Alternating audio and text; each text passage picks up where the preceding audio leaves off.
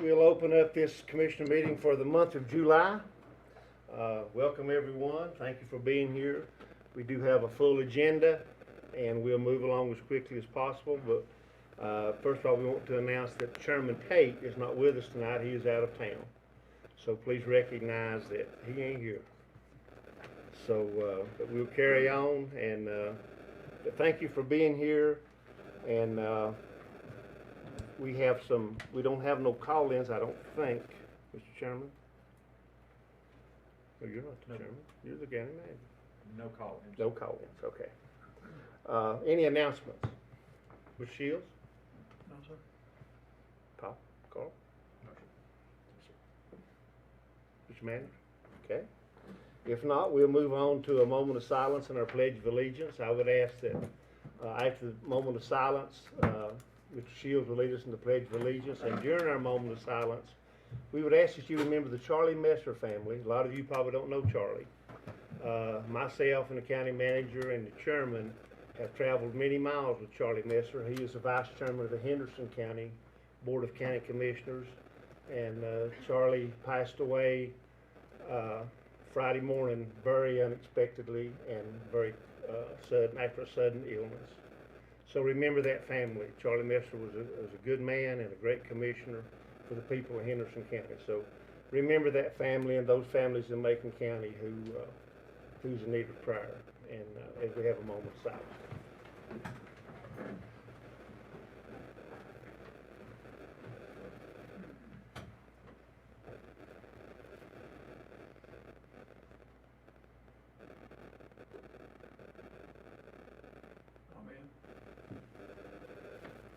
Allegiance to the flag of the United States of America and to the republic for which it stands, one nation, under God, indivisible, with liberty and justice for all.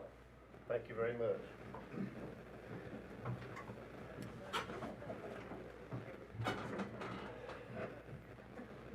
We do not have nobody waiting on the telephone, but we do have one signed up.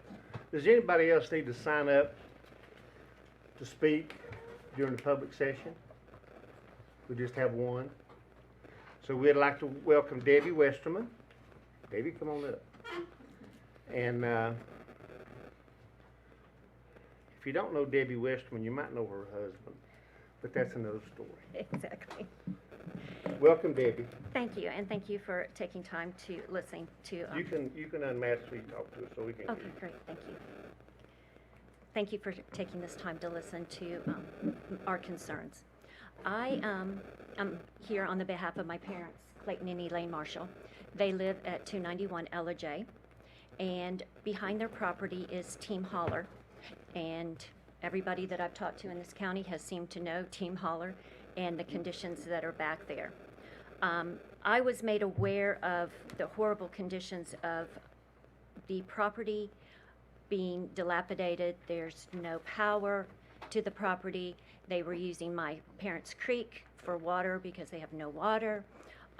My first concern was some pets that were on the property.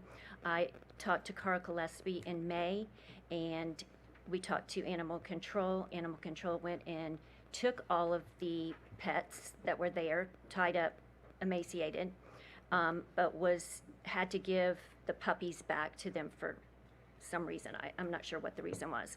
Carl sent me to talk to Code Enforcement, and I went and talked to Kyle at Code Enforcement, and he was well aware of the property and the situation there, and he had been You out. talked to who, Debbie? I'm sorry. Kyle in Code Kyle Enforcement. Jennings. Mm-hmm. Okay.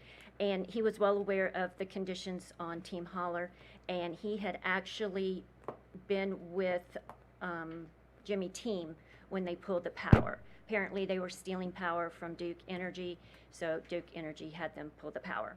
So that had to be back before May. So for all this time, they have no power, they have no water, they have no plumbing. From Kyle, he said he has basically done everything he could possibly do. He really said he didn't have much teeth to do much of anything else.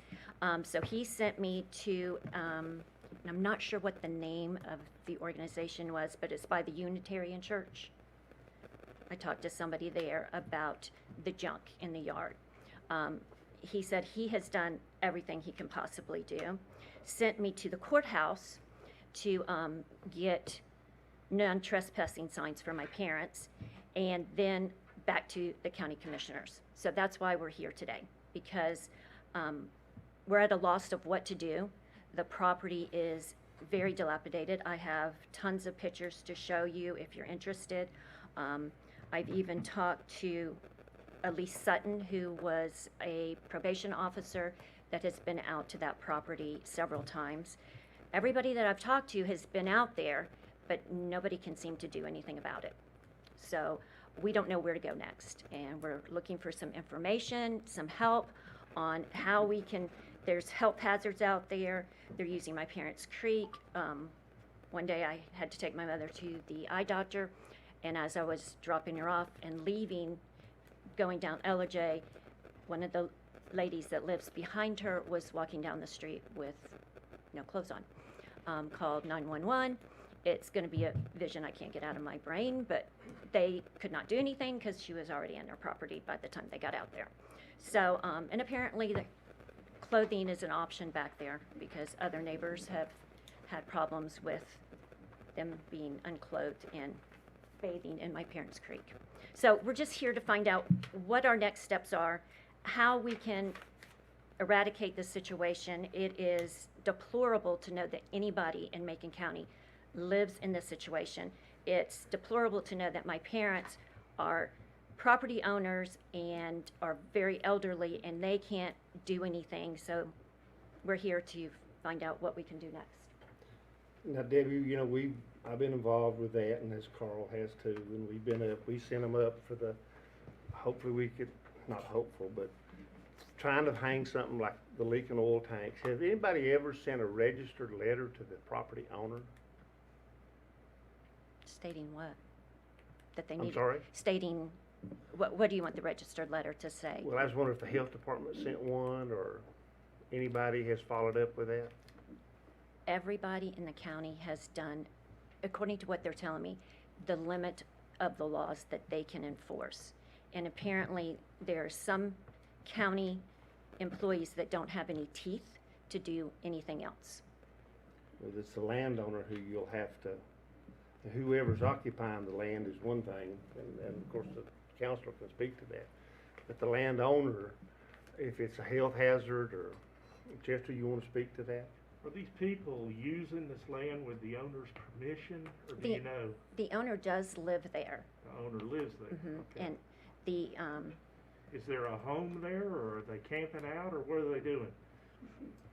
I want to hear the answer to this. Go ahead. there are several travel trailers that are dilapidated and falling apart. I don't think anybody in this room would have a pet living in those conditions because there is no water. So how are they making sure these pets are getting water, except going to my parents' creek? How old are these folks that live there? Age-wise? Range of ages? I'd say the owner is about 40 maybe. He looks like he's 60 because of, Is there Hard any living. indication of substance abuse Oh, yes. issues there? oh yes, As in the illegal variety? yes. And actually when we were putting a fence up, a gentleman came and he wanted to know what we were doing. He did not live there, but he told me he was a Christian and he was taking care of these people because of the condition that they were living in. I talked to a person in the community that is well known for drug activity, and he said he was not there as a Christian. He was there to deliver their supply of narcotics so that they can deliver them to the county. Has the sheriff been involved? Chester, just a little bit of history that Mr. Bill touched on. When Debbie reached out to us, she had some accompanying pictures that gave, I feel like, a very good description, visual description of the property. And Mr. Manager, correct me if I'm wrong, did I send those pictures to you or not? Yeah. And Mr. Manager, correct me if I get off track, but I asked him to make sure that the proper authorities within the county received that documentation so that the county could do what they could do. And correct me if I'm wrong too, but the feedback that we got was that those county departments, being inspections, being health department, being sheriff's department, had done everything that they could within the parameters that's set forth. That doesn't change the fact that it's scary for them to go up there, and it's unsightly. But it and Ronnie, you chime in, but it seemed like to me we just kind of got to the dead end of the road, and to the point of saying, you know, that legally, while it doesn't appear to be right, we don't have any remedies. The county doesn't have any remedy. May or may not. I think clearly your folks would have the ability to consult with an attorney to figure out if there's any sort of private civil action that could be brought. That may or may not be possible. And I don't want to get anybody's hopes up here, but there's a limited statute in North Carolina dealing with what are defined to be nuisances within the meaning of that particular statutory provision, and they're very limited what's defined as a nuisance there, and you've got to meet that criteria in order to bring it. But the county could theoretically bring one of those actions if this situation fits that particular statute. We did one of those, as you'll recall, at the behest of the sheriff in a situation, probably a year or two ago. So would it be? In fact, the SBI came in and assisted. That's right. In that regard. So would it be? Would it authorize this board to authorize the manager to get with you, Chester, and pursue that, and you can talk to Ms. Westerman or her parents and the sheriff and see if that's a possibility in this situation?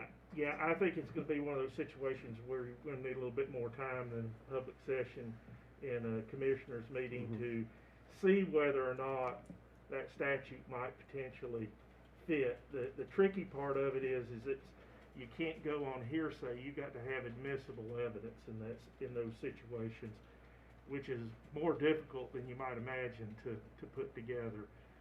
But I think if the county is interested in us pursuing and looking into that, I think that's something that we could at least do. But beyond that, the only thing I know to do is to go back, talk with Kyle a little bit. Is there a septic system that is on that property? As far as we know, the species is going on the ground. Well, that's something I can talk further with Kyle about. I think there may be able to be something done about that. Yeah. Maybe bits and pieces that can be dealt with, but maybe not the whole ball of wax, if you will. So I think probably if the county's inclined to have me look at it on behalf of the county, I can't represent you. I can't represent you. I can only represent the county. But I can certainly look at it from that standpoint and see whether or not the county has any possibility under that statute, as well as checking to see what the other regulatory authorities have done to see if they might have possibly missed something. So that's what'll happen, Debbie. Okay. If with the board approval, we'll instruct the county manager to pursue the situation, see if there's anything we can do to give you folks. And there's the sheriff just walked in. He knows this place well. Yes, he And does. We'll need to get your contact information, your parents' contact information. we'll just fill that out there before you all And leave. there's a number of neighbors up there that are willing to speak. And I would to all of encourage us. you to touch base with them and see if they're willing to share their stories. The more information that we have, the more admissible evidence that we have, the more likely we might be able to get something done. I don't want to send you home thinking that there's definitely a solution here.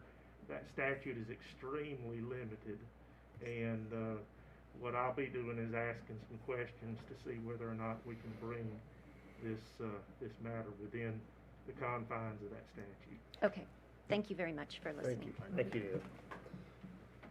Good luck. Thank you.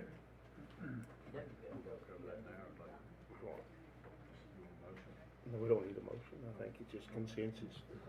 We do have the consensus of the board to let the county manager move on forward with that, he and the county attorney. Okay, adjustments and approval of the agenda. Mr. Shields. I'm fine. Mr. Manager? Need to add budget amendments. What are those numbers, Lori? 25 and 27. Budget amendments 25 and 27. To the consent. Yes.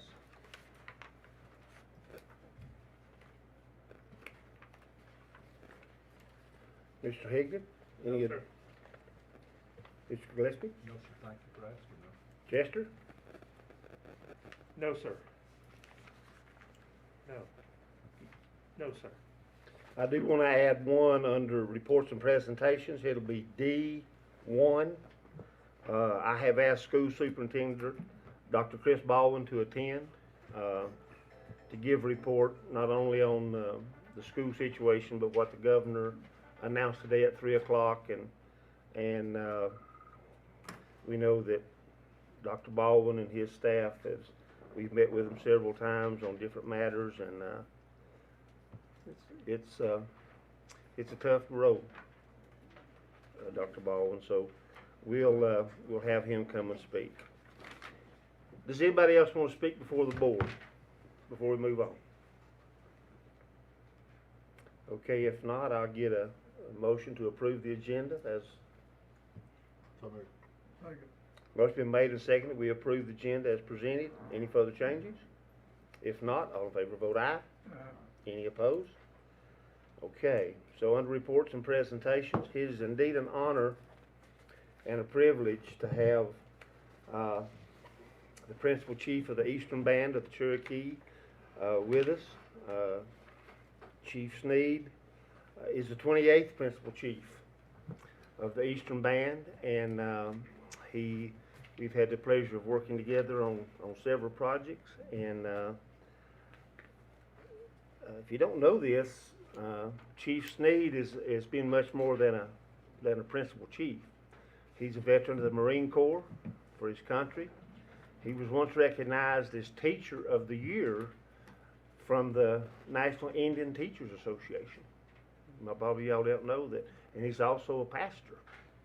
So there's a lot more to Chief Sneed than the principal chief of the Cherokee. But you're welcome, Chief Sneed. Welcome to Macon County. We welcome your friendship. We're glad you're here.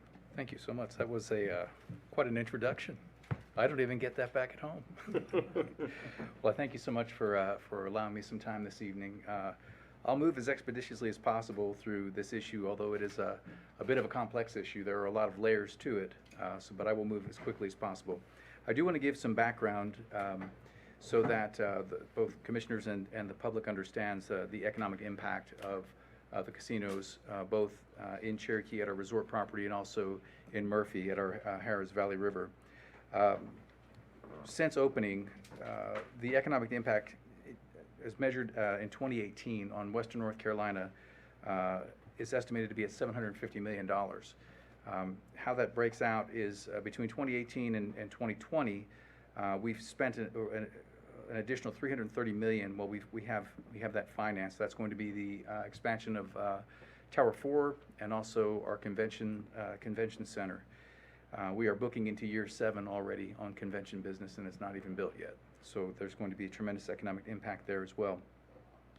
In order to generate these revenues, the casino hires and employees, but also contracts with vendors. In 2018, the direct impact was we had 3,069 employees from the six westernmost counties in North Carolina. Jackson County, Swain County, and Cherokee counties, that amounted to 10% of the employment within those 3 counties. An additional 5,411 jobs were created indirectly, totaling 8,480 direct and indirect employees to both of our casino properties. The average salary for direct employees is 72% greater than the average for the six-county region. Almost 90% of our direct employees are not enrolled members of the tribe. In fact, it's a very small portion of those 4,000 some employees that are enrolled members. I think only about 400. We have $129 million in direct wage and salary income that goes to casino employees that is fed into the local economy, and an estimated $276 million in indirect wages and salaries, including the Eastern Mountain Cherokee Indians. Casino purchased goods and services from vendors in North Carolina counties totaled $39 million in direct spend and $4 million in indirect economic impact. Why is that important? Every opportunity I get to speak to our neighbors in the region, I remind everyone that what happens to the Eastern Band happens to this region. We are inextricably connected.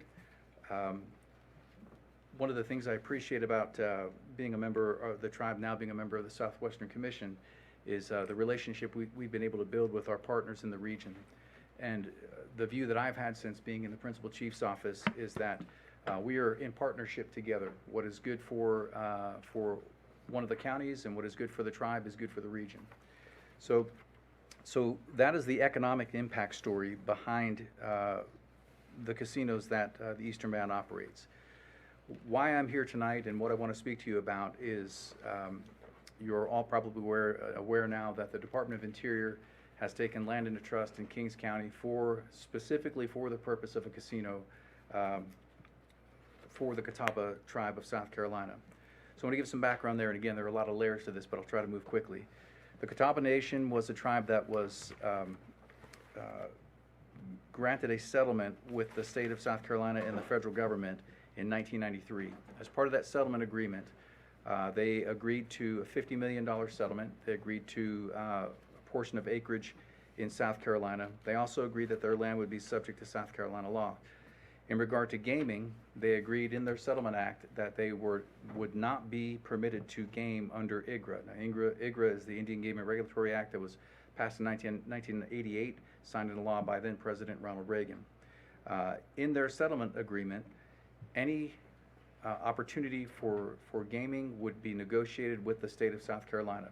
They tried repeatedly with the state of South Carolina. South Carolina has some of the strictest anti-gaming laws on the books, so that it didn't happen. They sued the state. It went all the way to the state Supreme Court where they lost their case.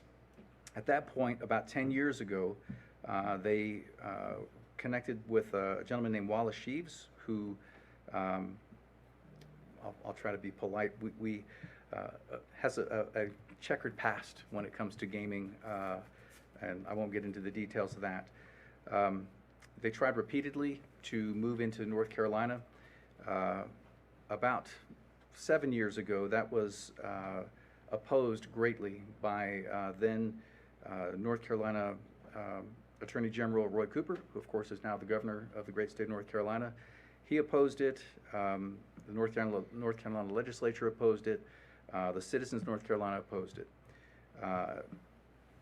What has happened in the interim since then, Senator Lindsey Graham from South Carolina introduced a bill into the Senate back, I think last November, or it may have been February. No, it was November. On the Senate side, it was a very stark bill, and it simply said that this acreage in North Carolina and Kings Mountain would be taken into trust for the purpose of a casino. Unprecedented. That bill never made it out of committee on the Senate side. After that, the Department of Interior fast-tracked taking this land into trust. And I want to say this, land being taken into trust for a tribe is an extremely arduous process. We have land that for the purpose of housing. When you go to take land into trust, the county has to be consulted because you're actually taking land that is going to take away from the county's tax base. You have to report to the DOI what the purpose is. We have land we've been trying to get in trust in Swain County for the purpose of housing for a very long time. It's gone nowhere. This taking land into trust for the purpose of gaming almost never happens. It's an extremely difficult process. This was fast-tracked. It came out of nowhere. And that land was actually taken into trust, I think, just last Friday. They had actually signed off on it at the DOI. This is a Western North Carolina issue. This is not just, for all the reasons that I began with, the economic impact on Western North Carolina. Another part of this economic impact study, which I'm happy to share with you all via email, talks about the fact that we have essentially helped to stabilize unemployment in the off-season. For all of the 6 westernmost counties, tourism tends to be the driving industry and hospitality. As we all know, in the off-season, unemployment tends to go up. I'd like to use Cherokee County as an example. They had double-digit unemployment in the off-season. It would get as high as 12 to 13%. Since opening our property there, it has stabilized year-round at 5%. So the economic impact is undeniable. Why I'm here this evening, and the ask that the Eastern Band has of all of our neighbors in Western North Carolina, is we have asked for a resolution opposing the action of the Department of Interior for the following reasons. First, this is a state sovereignty issue. Well, more importantly, it's an economic impact issue for us, but it is a state sovereignty issue. There has been no consultation with the state of North Carolina. How all of this is rolled out is politically driven. There's a really good article that came out in Breitbart last Friday, which I will also share with you via email, that calls into question the politics of how all of this has rolled out. Our ask on the resolution is seeking the Attorney General Josh Stein to weigh in on the case. Secondly, asking Governor Cooper to weigh in on the case, which he has been silent on this issue, which as an elected official of a sovereign nation, if anything happens on tribal lands without consultation with the tribe, I'm going to be loud, vocal, and at the forefront. To date, the governor has been silent on this issue. And finally, asking the state legislature to oppose. We previously had, when the bill that was introduced by Lindsey Graham came in, we had, I think it was 36 or 38 of the North Carolina senators weighed in and signed a letter opposing it. There is also an issue which you will see in the Breitbart article that I'll share with you, where Speaker of the House Moore was once employed by the Catawbas and Wallace Sheaves, so he's conflicted out, so he's recused himself. Nevertheless, politics being what they are, that's an issue. So we are asking for the legislature to oppose, the governor to oppose, and for the Attorney General to weigh in on the legalities or the illegalities of it. So I'll entertain any questions that anyone might have at this time. An interesting observation, if you go back to 2013, when that was first come before the legislature on issues about when it all broke loose, Tom Tillis, who is now Senator Tom Correct. Tillis, was one of the most vocal people against the Catawba tribe. Yes. Now, of course, that has changed. He and Senator Burr both said let it move forward. They could have stopped it then, but in 2013, I just happened to have the letter and all the signatures of the legislators from 2013 that across the board, Democrat, Republican, independent, whatever, they knew that this could be devastating to not only to the West, but especially to the West.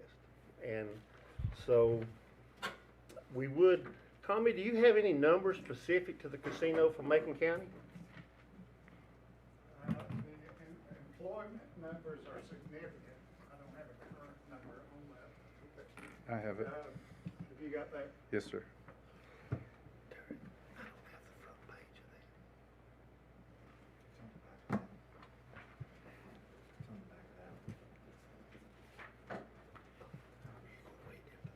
The resolution been drafted. I think it was our CD. All we're wanting is action on the resolution. Have you got it, Tom? That's my understanding. Or is this a commercial? It's very significant. What are you asking? Is it in the resolution, Chief? Well, we're going to ask for the resolution. We're just asking the chief if we have the information on how many pre-COVID employees. I think it was, It might be on my phone. I'm working off, I think it's around 400, 400 to 600, something like that. It was surprising how many for Macon County. Regardless. And that's fine, Chief. We know it has a strong impact on our county and on our region. And we're gonna talk about this resolution and read it in. I'm gonna ask the county manager to read this into the record, and then we'll ask for a motion, and we'd like for you to, I don't know if the language is pretty much the same as you saw in all resolutions. Our attorney has made it, for Macon County, so I'm gonna ask the county manager to read the resolution, and after reading of the resolution, if you have anything to add Okay. to that, we would certainly like to hear from you. Thank you, sir. Mr. Manager. The resolution is titled Resolution of the Macon County Board of Commissioners Opposing a Catawba Indian Nation Casino in North Carolina. That whereas Macon County is a county located in western North Carolina, and whereas counties in western North Carolina have historically fallen well below national and state averages for wages, unemployment, education, and other socioeconomic metrics. And whereas the Eastern Band of Cherokee Indians owns and operates Harris Cherokee Casino Resort in Cherokee, North Carolina, and Harris Cherokee Valley River in Murphy, North Carolina, collectively referred to as Cherokee Casino Resorts, which are located in Jackson and Cherokee counties in western North Carolina, and whereas the Cherokee Casino Resorts had an estimated economic impact of $750 million in North Carolina in 2018, and whereas the Cherokee Casino Resorts have an impact on the economy of western North Carolina in the form of employee compensation, local supplier purchases, cash distributions to fund tribal operations, as well as distributions to individual tribal members, each of which generates additional demands for goods and services provided by small business owners in western North Carolina, and whereas the Cherokee Casino Resorts have enabled the tribe to make investments in western North Carolina, including an additional $330 million in financed capital investments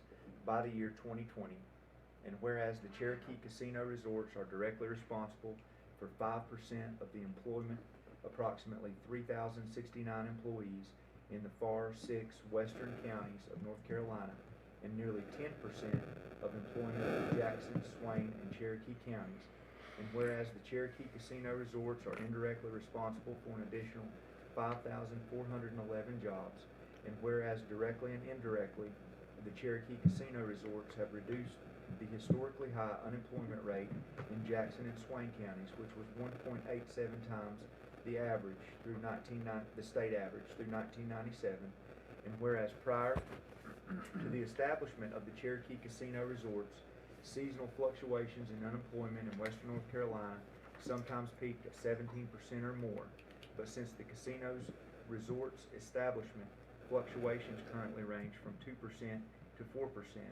and whereas the average salary for direct employees of the Cherokee Casino Resorts is 72% greater than the average salary in the far 6 western counties of North Carolina, and whereas approximately $129 million in direct wage and salary income to Cherokee Casino Resorts employees and an estimated $276 million in indirect wage and salary income generated by the casino resorts entered into the local economy, and whereas Cherokee Casino Resorts funded tribal operations, generated close to $90 million in local spending, and created more than 2,600 jobs in the region, and whereas the Cherokee Preservation Foundation, using resources stemming directly from the Cherokee Casino Resorts, has awarded more than $93 million to further strengthen and diversify the regional economy, and whereas the state of North Carolina receives a revenue share from the Cherokee Casino Resorts in the amount of almost $11 million annually,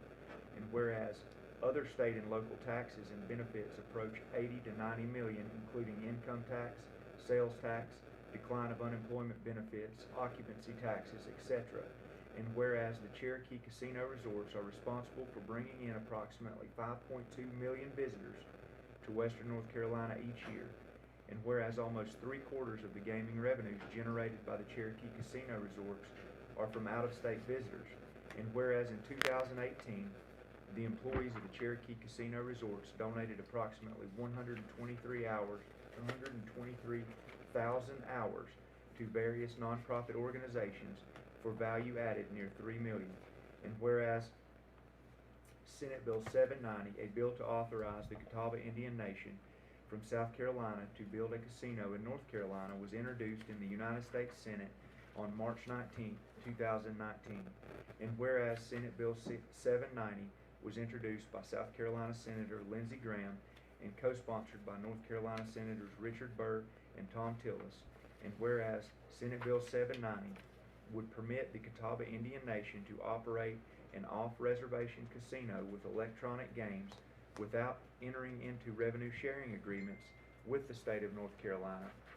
And whereas revenues from a Catawba Indian Nation casino in North Carolina would be felt in South Carolina, where the Catawba Indian Nation is located.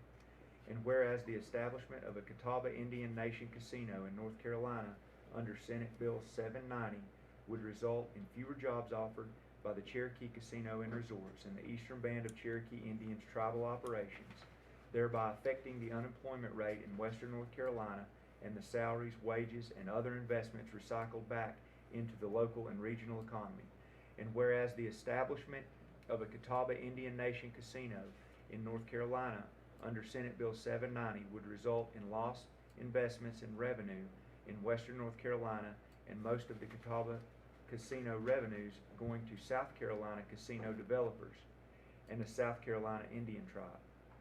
Now therefore be it resolved that Macon County opposes Senate Bill 790, a bill that would permit the Catawba Indian Nation in South Carolina to open a gaming facility in North Carolina and threaten the well-being of citizens and small business owners in Western North Carolina, and be it further resolved that Macon County shall make its opposition known to North Carolina Senators Richard Burr and Tom Tillis and members of the Senate Indian Affairs Committee, and request the North Carolina Senators to withdraw their support of Senate Bill 790. Chief, you've heard the resolution as prepared. Do you have any comment? I think that it would need to be amended to include that in one of the whereases, because the Senate bill essentially now isn't moving. It's a non-issue now because of the action of the DOI. And so our lawsuit seeks to overturn the action taken by the Department of Interior because they've now taken that land into trust. So the Senate bill is almost a non-issue at this point. Well, it is a non-issue at this point, which was why I stated our ask is for the Attorney General and the Governor and the Legislature to weigh in on the case that we have filed against the Department of Interior, and specifically to ask for the Governor to oppose it, or at least to weigh in from a legal perspective. But I think that because of the action that has taken place very quickly by the DOI, really out of nowhere, the Senate bill is a non-issue now. So we need them to weigh in, specifically the Attorney General and the Governor to weigh in on this one. So would you like to, where it says, whereas Senate Bill 790, a bill to authorize the Catawba Indian Nation from South Carolina to build a casino in North Carolina, we would like to add a whereas right at the end. We put it right at the end.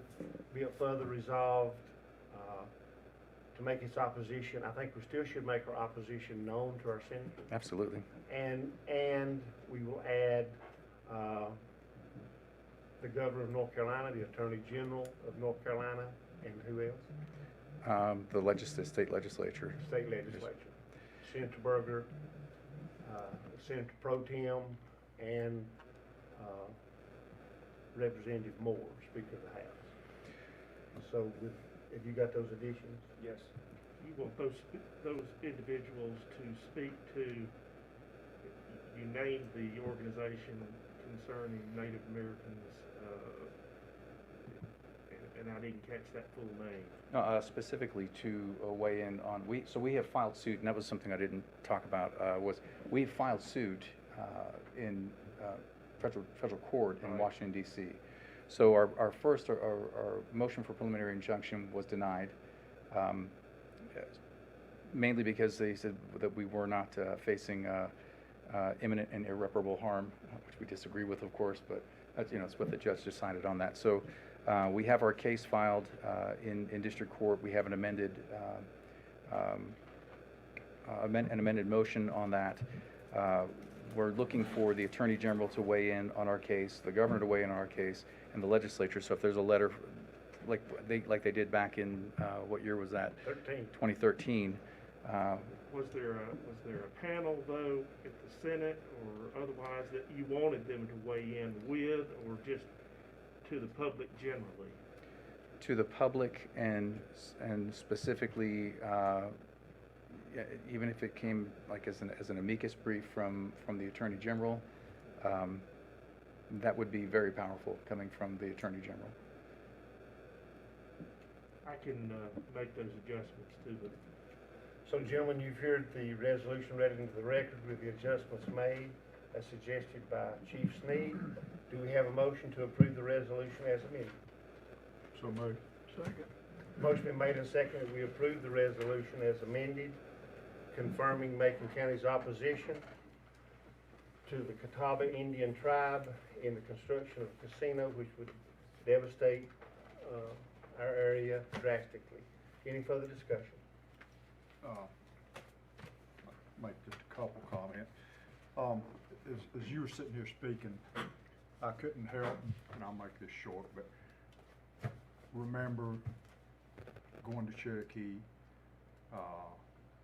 down to these hills, and get my moccasins and Tommy Hawk.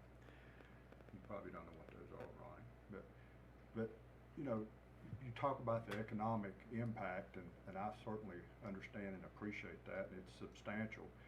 But the history that lies there and the benefits that we have received from that, in my opinion, is substantial. And when going back to the economic benefit, you know, one of the institutions that's near and dear to our heart, Southwestern Community College, has been substantially impacted by the reservation. So, you know, that's just a couple additional items in addition to what you've mentioned and Commissioner Bills mentioned. But, you know, we have enjoyed a great relationship with you, and we want to continue that, because there's just many opportunities that we will have to work together, and as you reference, you know, what's good for the reservation is good for Western North Carolina, and when somebody comes to the table with that attitude, that's pretty hard to beat. So thank you for that. Thank you, sir. Any further comment?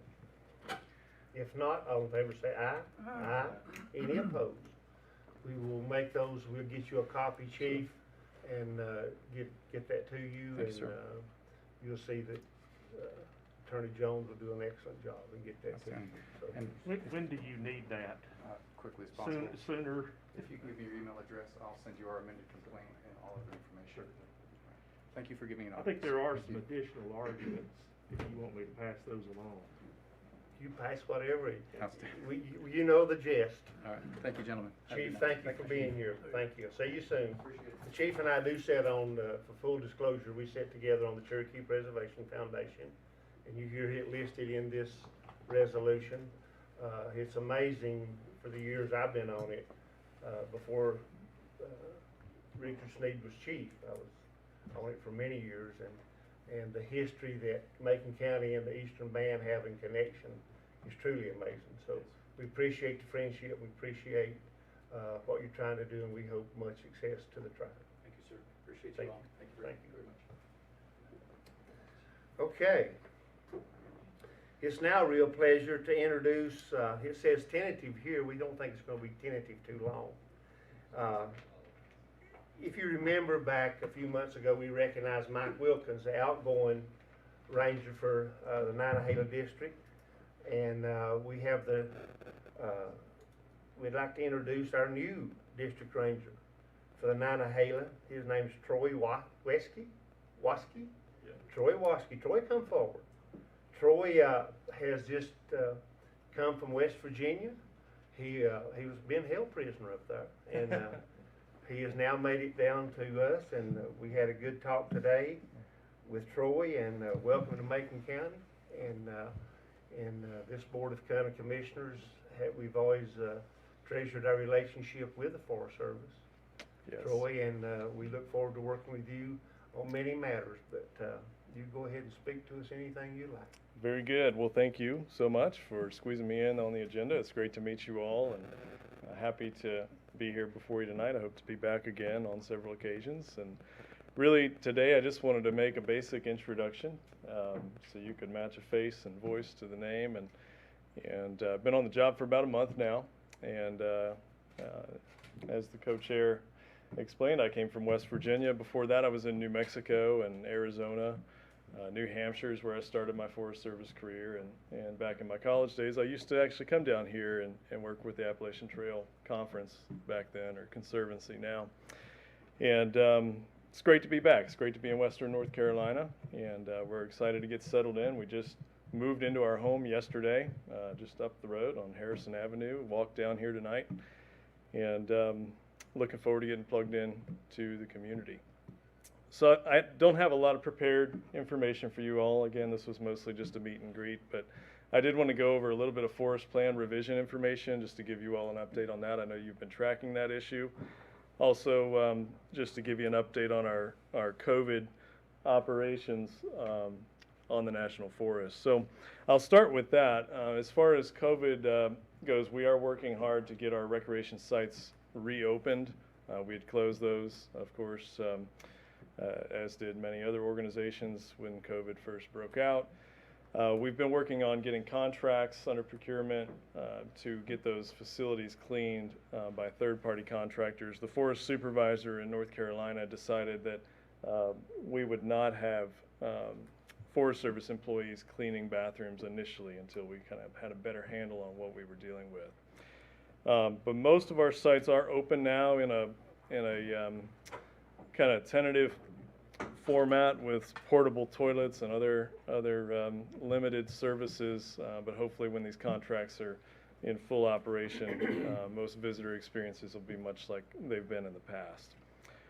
And then maybe I'll just take questions at the end, so I'll just keep kind of rolling on. So forest plan revision, I know you guys have passed a resolution, correct? In the past, that was And updated it recently. yes, and we did get your comments. I did check with our forest planner. We received those, I believe it was on June 9th, if I'm not mistaken. The comment period, which was extended, closed on June 22nd, or I'm sorry, June 29th. So now the next big task for that is to review all those comments. We tabulate them. I can't remember the number that we received, but it would probably blow your mind just in terms of how the sheer magnitude of comments that we received. So that'll take several months. We've brought in some detailers to help with that effort, and that'll go on through into early fall. At that point, the team that we have assembled to work on the plan will move into finalizing the plan, including response to comments. And so those will all be produced and put into the public record for review. And you all, if you have any questions along, when we get to that stage, feel free to reach out to me. You can use me as your local conduit for all questions related to the forest plan. Once the plan is finalized, then it's released. And that starts a 5-month objection process. And so the first 2 months are opportunities for folks to submit objections, and then you have 3 months for a resolution process to take place. So we expect that to be late spring next year. So this is a little ways out. And then the final target date for getting the final plan in place would be the end of calendar year 21. So that's kind of the flight path, if you will, as far as forest plan revision. And the last thing I wanted to mention, and as you alluded to, we do enjoy strong relations with our counties in the Forest Service. Everywhere I've worked, in all the different states I've worked in, at the county level, in my opinion, is really where the rubber meets the road in terms of Forest Service and local government interactions. And of course, we value all levels of government. But I do want to keep an open door with you all. And so, of course, if you have any concerns, any questions related to the Nantahala Ranger District or the Forest Service in general, please get a hold of me. I'll share my contact information with the co-chair. We exchanged some cards today. I'm still waiting on my cards to get in place, but I do want to keep that door wide open for you all. I welcome any input and any advice or any needs or requests that you all might have. And with that, I'll be happy to take questions. Ranger Waskey, we're glad you're in Macon County.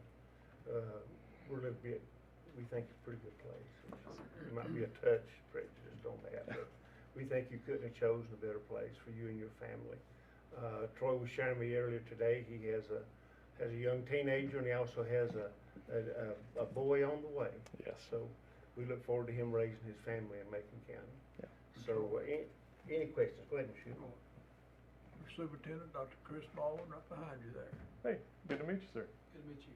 And Mr. Goldsmith, who is right there, he's a member of the school board, and you'll get to know all these people. That's the sheriff standing out there. Does that teenager play football? No, she plays the flute. He's a Virginia Tech man. Yes, I am. Just Virginia as my Tech. predecessor was. Yes. Troy, you're welcome in Macon County. You're welcome to appear before this board anytime you like, anything from the Forest Service. I think we shared today, if you want to see a community come together during the terrible forest fires that we had, I think that showed the true Maconian spirit and how they treated 600-700 firefighters at a time. And, Yes. and we still have not forgotten that. We appreciate that very much. We were in a real that was a bad time for our county and for a lot of reasons, and we still appreciate that very much, but it all starts with relationships, we know that. Yes. So thank you so much. Absolutely. Thank you. Happy to be here. Welcome to Macon County. Well, Thank you so much. All Thank you, right. Troy. Appreciate it.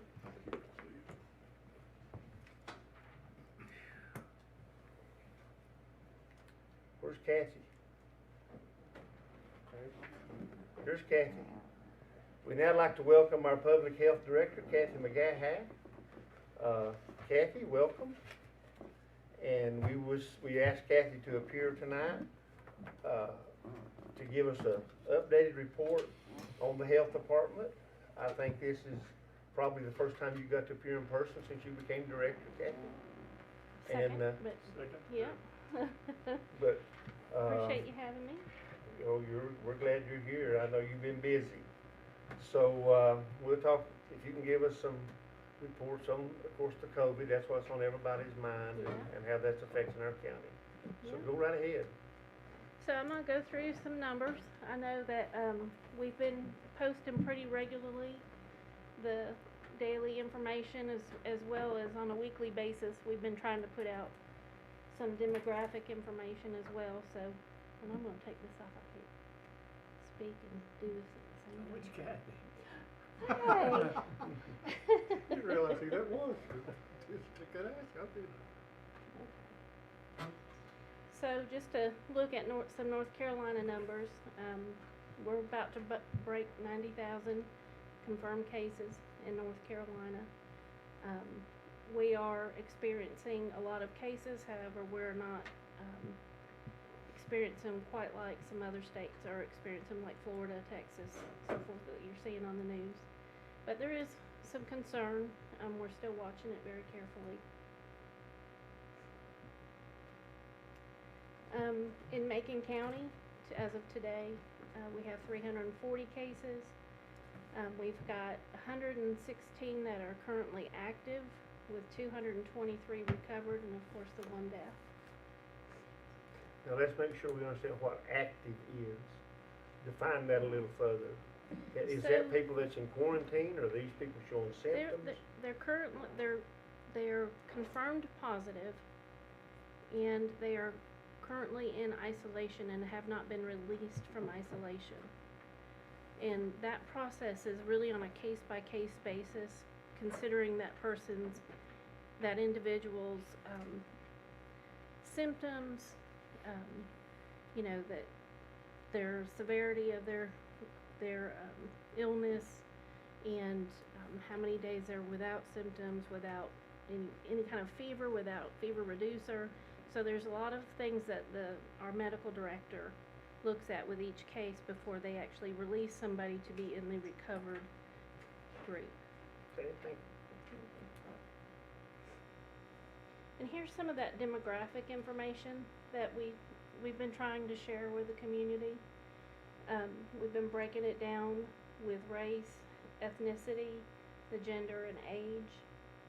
And one thing I want to point out, considering the fact that today we've got information about the schools opening and using Plan B, and we will be working with Chris to look at what that plan's going to look like in Macon County, and helping as much as we can in figuring this out with him, because it's quite a complicated thing.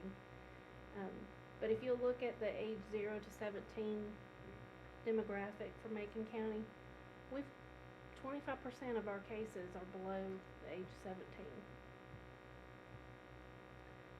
And that's something somewhat unusual. We're high in Macon County for our cases to be that young age.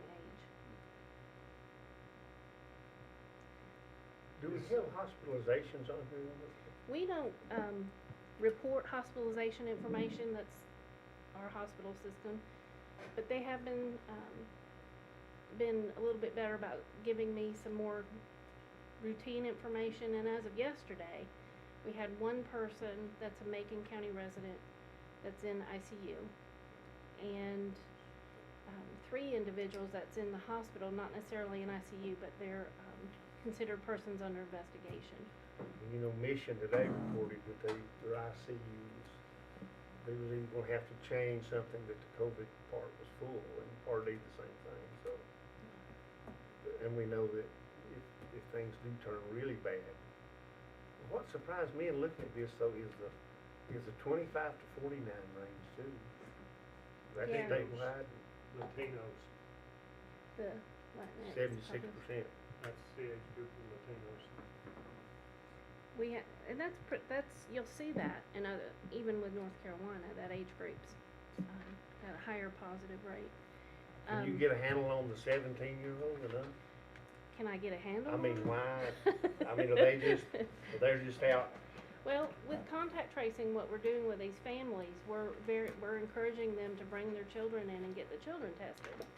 And we've been willing to do nasal swabs with the children if they're, or the oral swabs instead of the nasal swabs with the children if they're scared and they don't want to do that nasal swab. And so they're much more receptive to getting the children tested. And of course, the children aren't showing the symptoms necessarily like the older folks would. So, you know, there may be. Makes me sneeze to think about it.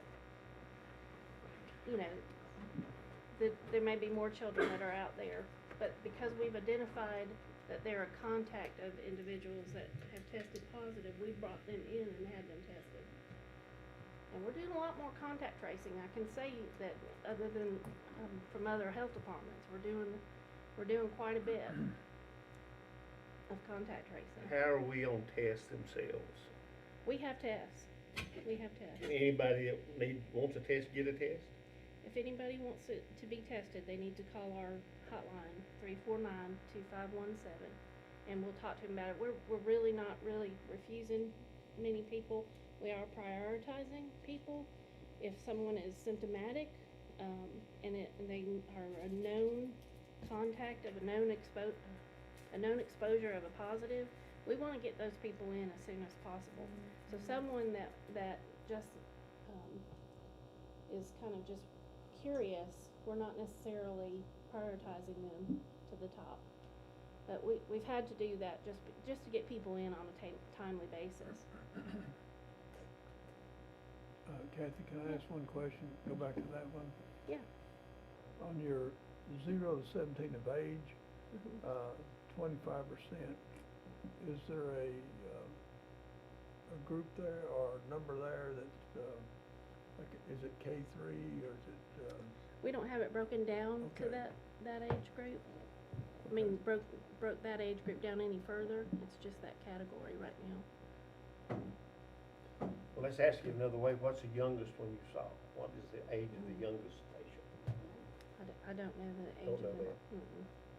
But I know under 5, we've had an infant that's been positive. I just don't know how. Special pre-kindergarten under 5? Yeah. We've had some young children. Okay. And here shows you the comparison between the counties. Of course, Buncombe County and Henderson County are way on up there with some positive cases.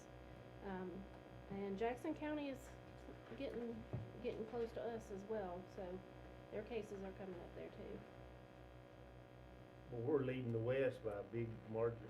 Mm-hmm. In testing too. I'll get to that. You'll see that. This is just another layout of the different numbers for the different counties. I wanted to show you this graph. It's kind of hard to see, but that last long line is where we've implemented wearing masks. And you can see after phase 2, the red line, for all the counties they've started going up. Not just Macon County, but all the counties they've started.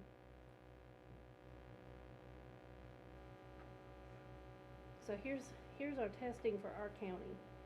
We've hit a mark of 3,500 tests just at the health department. That is a lot of tests for a small health department our size. We've been testing Monday, Wednesday, and Friday for the last several weeks, just to give our staff a little bit of downtime, because it's staff in Tyvek suits, 80, 90 degree weather. It's really hard on them to do that all day long. You can see where the hospitals have been doing some testing, and some local providers have been doing some testing. So we're about 4,500 tests that we've done for the entire county. And then this is just our testing over time. You can see where we had the community tests, and but we've been pretty steady for a while now. And you're getting the result back in how long? Well, that's slowed down. That's been a big barrier for us over the last couple of weeks, because it's been anywhere from 5 to 7 days before we see results on some people. And that's a problem, because they're halfway through or more than halfway through either. Are we still sending tests to 2 places? Is the state still doing tests and the private? We've been just doing LabCorp, tests with LabCorp at this point. They were the most efficient process that we had, and is to get the test back for quicker. And the state had a little bit more requirements before we were allowed to send them a test, so we just started using LabCorp. So now it's 5 to 7 days a week to get the results back. And that's because their testing is busting out in all these other states. So I know. LabCorp is the biggest. I was on the state call today, and one of the conversations, one of the questions that kept coming up from other counties is like, what's up with the delay? We need quicker turnaround. And so I know the state made a claim that they were going to be talking to LabCorp this evening about trying to get that turned around for North Carolina. And you got people waiting 15 hours in a car to get a test. Yeah, and in a lot of states, so. And we, that's why we make appointments. We try to limit how long somebody's actually waiting in line. We don't want everybody just showing up, and just waiting for hours on end. So we're going through the process of setting up appointments, so many every 15 minutes, just so that people aren't having that wait. Question. Yeah. Is it still true that the 11 and under does not have to wear a mask? It is in the public. Not in school? In school, I think they just changed that. They said every staff, kid, every Yeah. student, teacher, all have to I wear think the masks. superintendent's gonna speak to that. I think he'll speak to what the governor said today. Yeah. And this is, you can see we've got, for Macon County, we've got a higher percentage of the people that we're testing are actually testing positive, and that's because the level of contact tracing that we're doing. We're intentionally getting people we know we're suspicious of, that they're exposed, they're positive, getting them in there, getting them tested.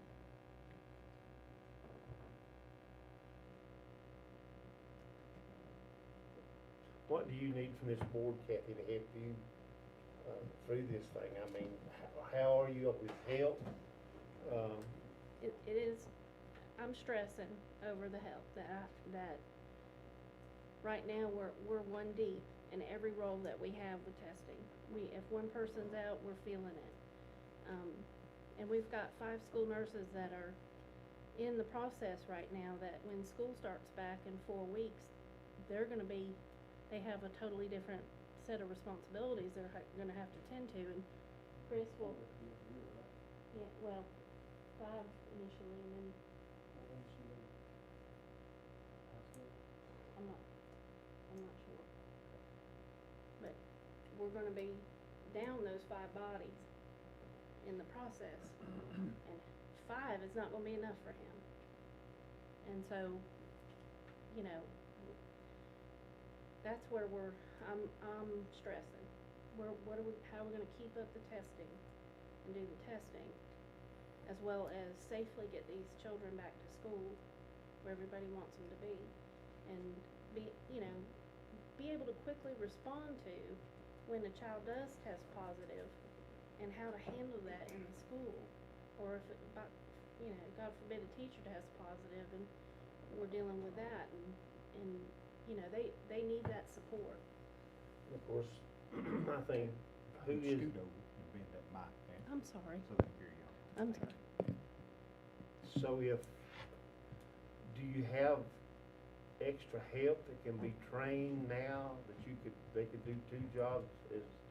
We don't know how long this is gonna continue. Do you have, tell us what you need. I need bodies. I need to be able to hire nurses. That's what I needed. We've never been able to do that. I know.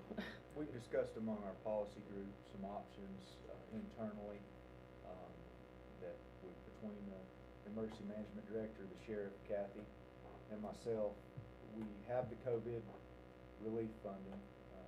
We recently heard we're gonna be getting a second round of that funding.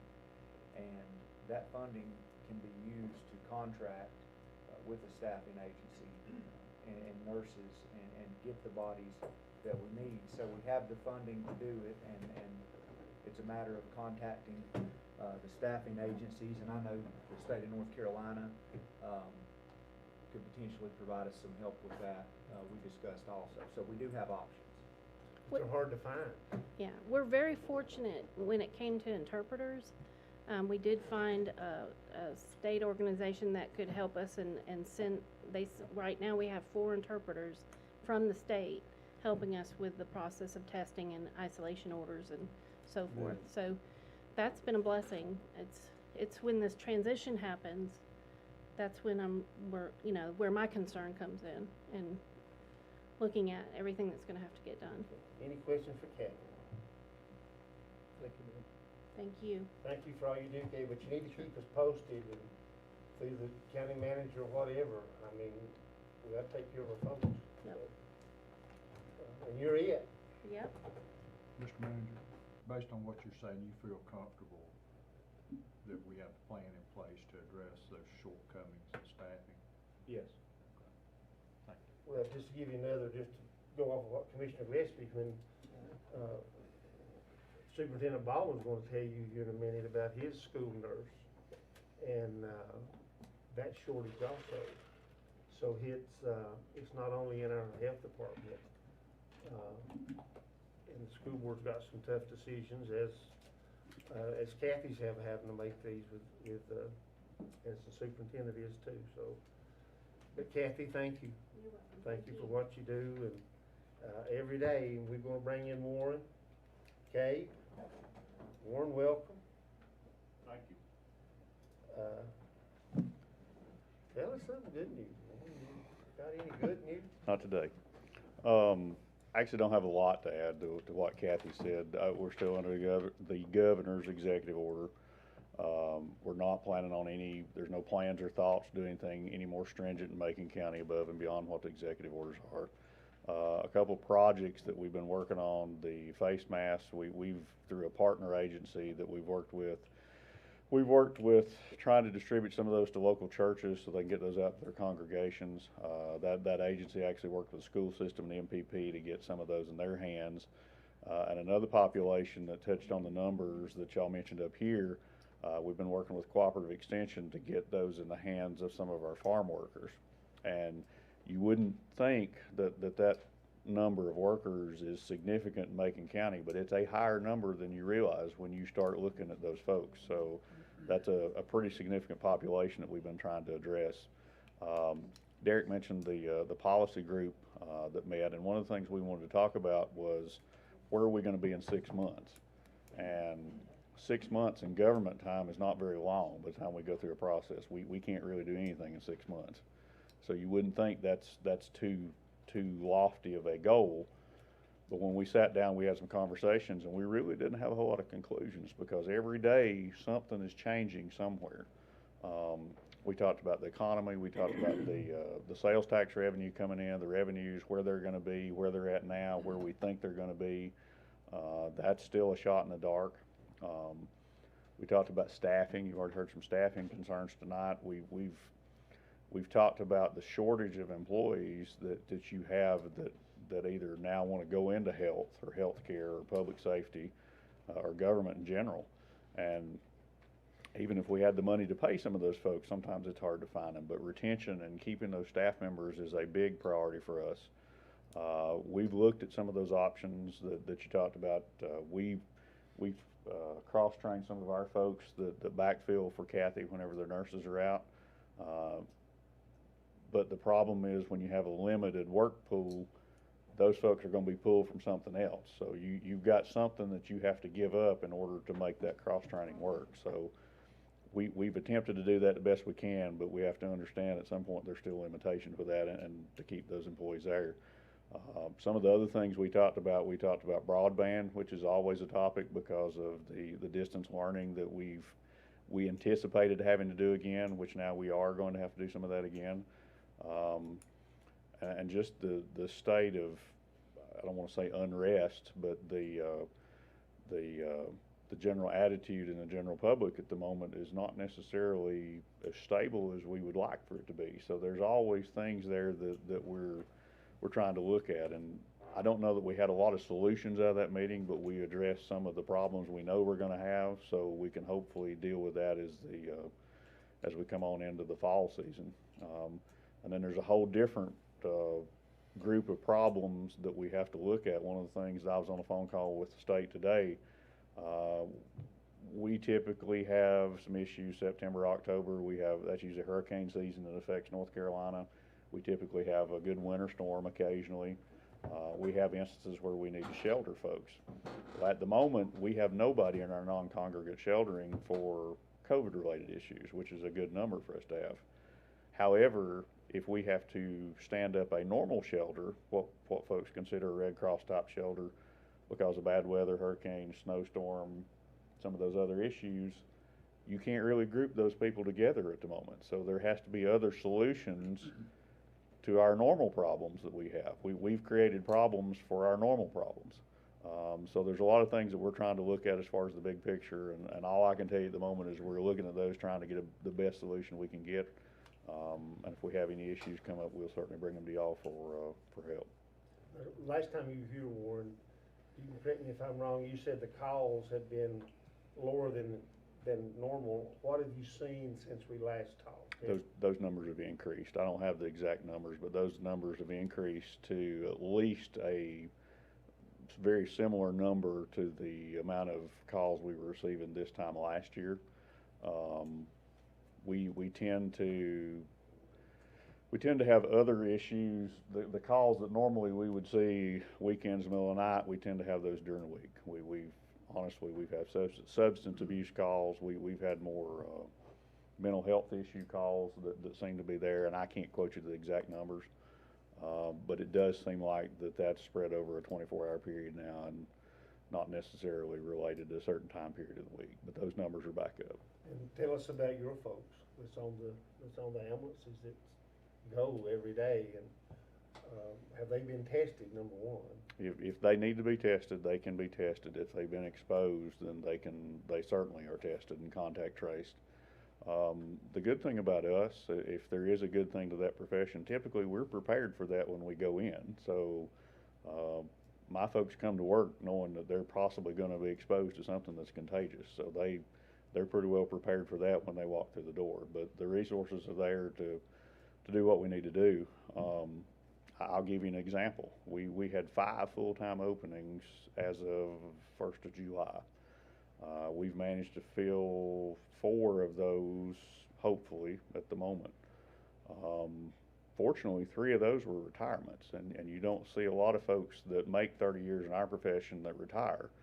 So that's Kenny Cole, Pam Shook, and Connie Baird all retired out with their time in the system, which is good, but we lose a lot of experience when those folks go away, and the labor pool that you have to pull those competent and qualified people from is affecting. It's the same thing here that affect nurses, that affect your other, whether it's trades or other things out there. There's not a huge pool of folks to pull from sometimes. So that's one of my big concerns is we're gonna have some labor shortages over the next couple of years. I was thinking, and me and the manager was talking about it, if one of your crews on the ambulance, if they both should test positive, that's 2 weeks right there. They're, whatever how many days it takes to, probably 2 weeks, they're gone. We have actually, one of the things we've done is we've split up still the 3 crews in Franklin. We don't have all 3 of them in the same base. We've still got one of them working out of the armory, which is not the most pleasant experience to be out there, but that limits us a little bit as far as having one whole group that's exposed to something. But Todd Dostner and I have had this conversation. If it comes down to it, we'll go to a 24-48 or we'll go to a 24-24 if we have to, in order to put those resources in there. And the same thing we've talked about the telecommunicators. They still have to answer the phone no matter what. And we're trying to consider some options that we can either put one at our backup site and one at our main site, and there's even some options to remotely do some of the things that they do. With some applications, they could be here or they could be at home doing the same thing. So we've looked at some options there in order to maintain that workforce if it became a necessity. And I may have to answer 911, which would, that might be a project. You can do it. Any questions for Warren? I got one. Yes, sir. On your cross training, do you recruit the paramedics, or they We talk do. with them and try to fit them into the cross training? Now, is the cross training a schooling, or is it a JT, or what is that? On the job training, we started off using our community paramedics because they were a little bit more accustomed to the type of health care that's needed for what she does. They understand a little bit more of the other processes that somebody that just does 911 calls might not understand. But we actually have branched out. We've had some medics that have actually volunteered and said, you know, I'd really like to do that. Let's try that. We don't go through and just say, okay, today's your day. So anybody that we've had has been volunteer, and they actually go do time with them. They'll actually go do a clinical day with them. They'll go through the whole process with them, and then they're always there. So far, they've always been there with a nurse at her facility, so there's always been somebody there with them. Any more questions? Warren, we appreciate your dedication. We appreciate your staff dedication too. Thank you, Warren. Thank you, Warren. Sheriff Robert Holland is going to give us a report on his activities and how it relates not only to COVID, but activities in general. Sheriff, thank you for being here. Good evening. I don't have a whole lot to add. We're continuing to do the things that we did all the way back in March. We're still bringing in prisoners into the facility through the Sally Port, but before they enter the Sally Port, they're going through our command post, where we're taking temperature, asking questions, and evaluating them there. And then if they have any symptoms, any signs, then they're quarantined within the facility. They're tested, and praise the Lord, as of today, we've had nobody in our facility that's tested positive, so we're relieved with that. We routinely get complaints and concerns and stuff, and we follow those up. We routinely work with her at the health department, and sometimes we go out to people's residence just 2 weeks ago, I had to go to a residence to advise them that they had COVID and they needed to contact the health department. And so we're answering calls such as that, along with all the other many calls that we are responding to. It's business as usual, everything else. Our calls are up. Our court cases are up. We're still having courts. I know that a lot of people think we don't have courts because of the ruling, but you still have certain things that have to be done within the court system. People still have rights to have so many days to be able to go before a judge, and those things are still happening. But we're staying incredibly busy. Are you doing any of that with the telephone, like the mental health tele? Are you doing Yeah. it, do they have to come in, are you doing it with the? Yeah, we're doing that when we can. We're still also, I left out the fact that we're still doing visitation. That's actually working out fabulous. Of course, that's something we've tried to get in the past, and our building just doesn't make it a proper location for us to do that. That's why we're having to utilize the Carpenter building. What's going to happen when the Carpenter building opens up, we're going to have the problem of finding another location. We're still using our facility a little bit. Depends on what's going on. If it's raining or something, you'll have some people that are happy with just sitting outside at the bench with an iPad and having their visitation. Sometimes we're bringing them inside and letting them sit back in that back corner. I don't know if some of you may not have been in there, but over in the back corner where they do the fingerprinting for gun permits and stuff, people can sit there and worry about this winter. We got the armory, remember that. I worry about this winter when it gets cold, but the tents worked great for the little while, but that just wasn't going to work out. And it was also very expensive, but we in our last meeting we discovered that we are going to be able to get our I guess you'd call it a shed, where we had tents over our command trailer where the inmate never gets out of the vehicle. The officer comes out into the weather, into the sun or whatever, and they take their temperature and they do all the things that they do, and they never get at the inmate never gets out of the vehicle, and so we're able to use those funds that they talked about earlier to get that shed. Of course, it's 6 weeks out before it'll be here. Once we pay for it, it takes 6 to 7 weeks to get them to start building it, but they'll have it built in a day or two. And the calls are up? Yes. Steady? Yes, sir, steady, busy. I think Warren said it right earlier. It used to be, you could pretty well determine, come 12, 1 o'clock, things slow down. But now, it's all hours of the night. It used to be that from 6 o'clock to 9 o'clock in the morning, wouldn't be very many calls. But still, we've got calls that are early in the morning, late at night, and so the guys are staying really busy. And how is the staff in general? I'm glad you answered. I'm glad you asked that. I mean, I'd love to answer. In fact, I'll be quite honest with you. It's been laying really heavy on my heart, and I wanted to say some things tonight. And so I was kind of relieved when you started asking everybody else the same questions. And I'll be honest with you, I'm going to say things that every other department head can say as well. But I'm not here to represent those departments. I'm here to represent the Sheriff's Office and law enforcement. And so I don't have anything prepared. I do have a little chart that I'll show you here in a second, and I'll explain why I have that. But almost 20 years ago, I decided to run for sheriff. And when I ran, my goal was to try to get more money for the officers, to try to get our agency within the 21st century. And when I say that, I don't mean anything disrespectful to our commissioners, our managers, and especially not my sheriff from the past. But things had to change. And, when I took office, we made a lot of changes. We did things that are taken for granted today. For example, if we didn't have officers in Highlands, they would pitch a fit. But it used to be we didn't ever have officers in Highlands. You just went to Highlands when you got called.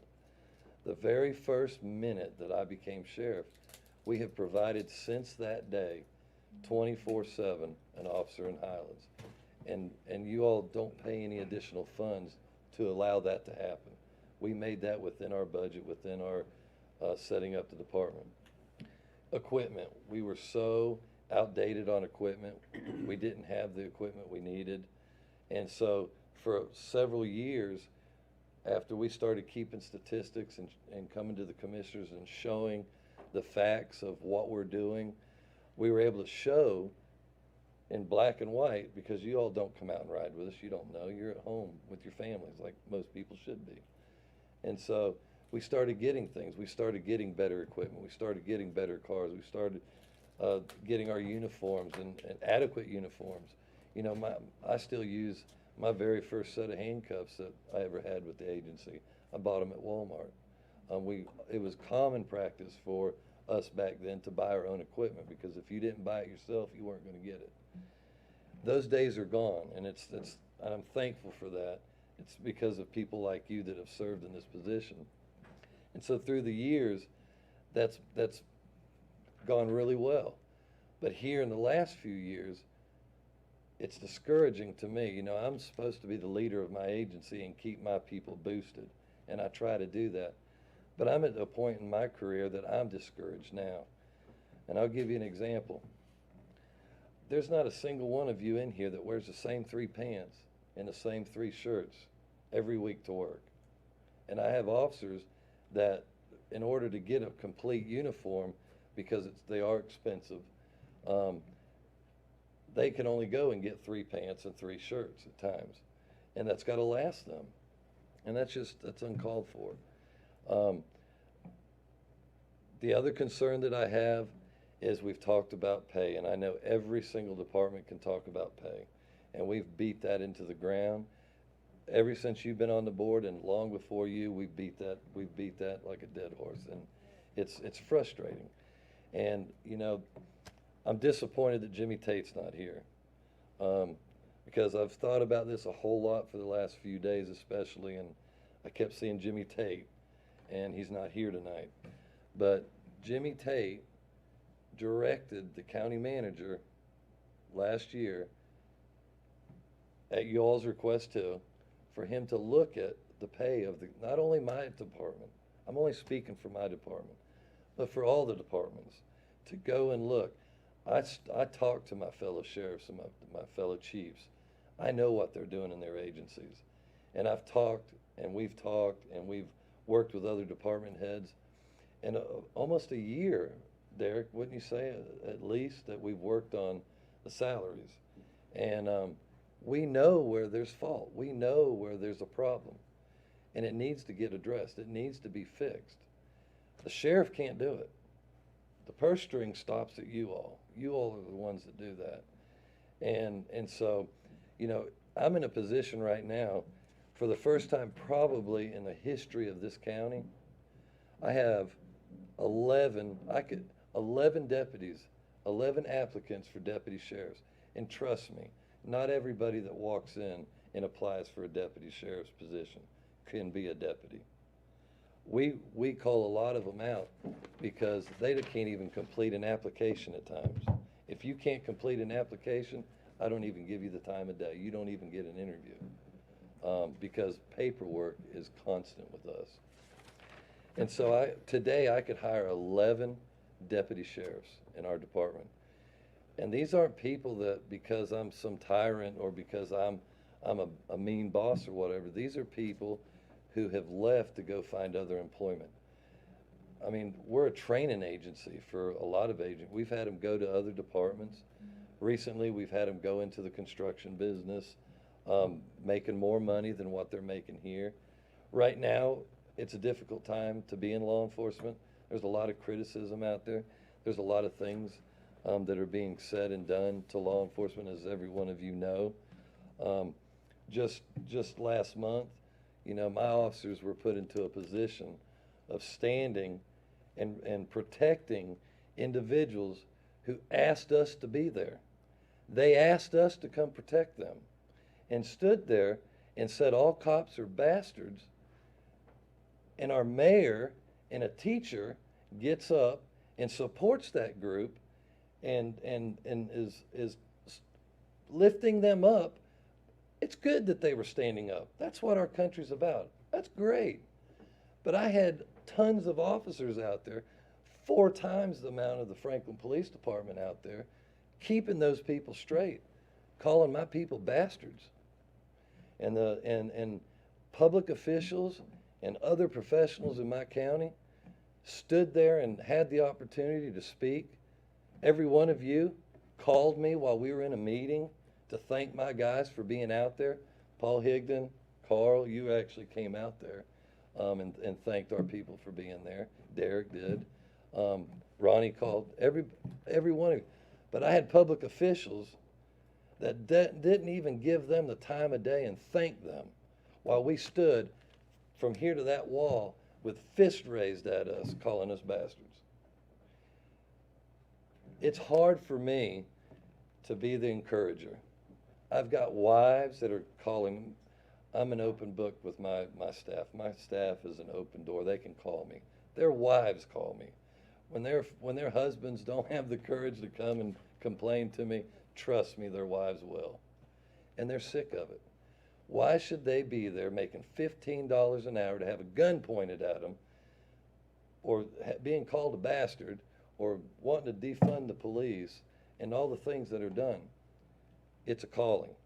You've got to be tough to be in this profession now. And it's a calling.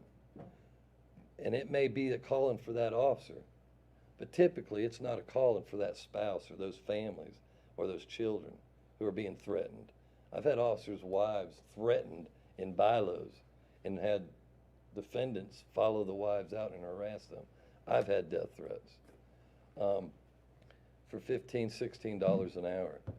And, you know, I'm discouraged. I want you all to know I'm discouraged. You all can fix it. I'm asking you to fix it. I'm disappointed that Jimmy Tate's not here. I'm glad he got to go wherever he's gone to. He's here at every meeting. But I'd like to ask you to fix it. You guys can fix this. We've talked about it long enough. I'm not being critical of you guys, but it's time that we fix it. My guys deserve it. I've got 11 people, and I've got to sell those positions to people when they come in. And we've got a couple of applicants. For those 11 positions, we've got a couple. We literally have 2. And I'm asking you to fix it. I'm sincere. We've talked about it. I've said this before. My liaison and me have talked about it a bazillion times, and he supports us. He knows what we do all the time. I know other departments are hurting, but no disrespect to none of them. None of them put a bulletproof vest on. None of them strap a gun on their sides. And none of them are expected to lay their life down for their fellow man like my officers are. And, you know, God forbid, you know, I just had an officer killed last month. And, you know, he worked hard. And, you know, he never made it to retirement, but he worked hard. And he was miserable the last 6 months because he'd been injured. He had a stolen vehicle case, and the guy jumped from the vehicle and took off running in the middle of the night. And he didn't see a ditch, and he fell in that ditch. And for 6 months, he's had surgeries and was about to have another surgery. And he was miserable because he wanted to be out at $15 or $16 an hour serving our community because he had a passion for it. It was a calling. And detention, I've got a couple of detention officers' positions. But you think about it for a second. And I know all these people are wishing I'd hurry up so they could all go home tonight. But you think about it. We've got SROs. We don't want rookie officers straight out of rookie school working in our schools. No disrespect to them. We want experienced officers working with our kids. That's 5 years. You got to have 5 years of experience. I've got officers that are making $34,000 and $35,000 working in the school with 5 years or more experience, and the beginning pay is only $32,600. One officer figured out that he makes, he's now a supervisor, just got promoted to sergeant, just like a couple of others, and that's because my sergeants have left. You know, they've heard me talk for years now that we're working on a pay study, we're working on increasing the pay. We really thought it was gonna happen this year. We all convinced it was gonna happen. I know you all were probably convinced that there was a good possibility of that happening. We didn't know COVID-19. And I'll be honest with you, this year is probably the best excuse you've ever had. But every year, there's another excuse. Next year, there'll be another excuse. And I don't mean that disrespectfully, but that's just every year. I've been the sheriff almost 20 years, and another year and a half, it'll be 20 years. I've got 2 new chiefs, and I've asked for a pay study, I've asked for pay steps, I've asked for incentives, and to bring our pay up. And I feel inept, because both of those chiefs, I was the first one to ask for it within our department, because I was a sheriff before they were ever chiefs. Both of them have accomplished that task within their agency, and I can't get it done. And I've had conversations with Derek about that, Mr. County Manager, about that, and it bothers me. And these officers give their all. We answer more than twice the number of emergency calls than the Franklin Police and the Highlands Police combined. We've got 525 square miles. I'll put my guys up against anybody, and they deserve better. And I'm asking you, again, please fix this. Well, Sheriff, you know that, of course, you know, we fought for a long time to get where we are now. Absolutely. We've come a long way since I came on this board. Absolutely. And, but we do have a long way to go, and you're exactly right when you say all the departments are so important to this county, but, as much as they wanna call our department, your department names, or any police officer names, when it comes time to dial that 911 number, they need help for whatever reason. They seem to forget all that stuff. And so the only thing that, as a board, I can speak for myself, that, you know, this was a very tough budget on this board for all the employees, not just the sheriff's department, but for all the employees. And that's the reason we worry about these staffing issues, because you're exactly right. Most of your deputies can go out and find another job tomorrow, making more money. That's just a fact. Guaranteed. And so the only thing we can do now, I think, with where we're at with our budget, unless the county manager knows some secret, we passed the budget just a month ago. So, but we have got, in 6 months, we're going to have a complete budget review. It may be worse, it may be better. We're just like everything else, Robbie, we don't know. Right. But I can tell you this as your liaison, and I've never tried to mislead you, that the deputy pay comparison will be done. Well, it's done. Well, it's not really done. Because it's a moving scale now. This has changed everything.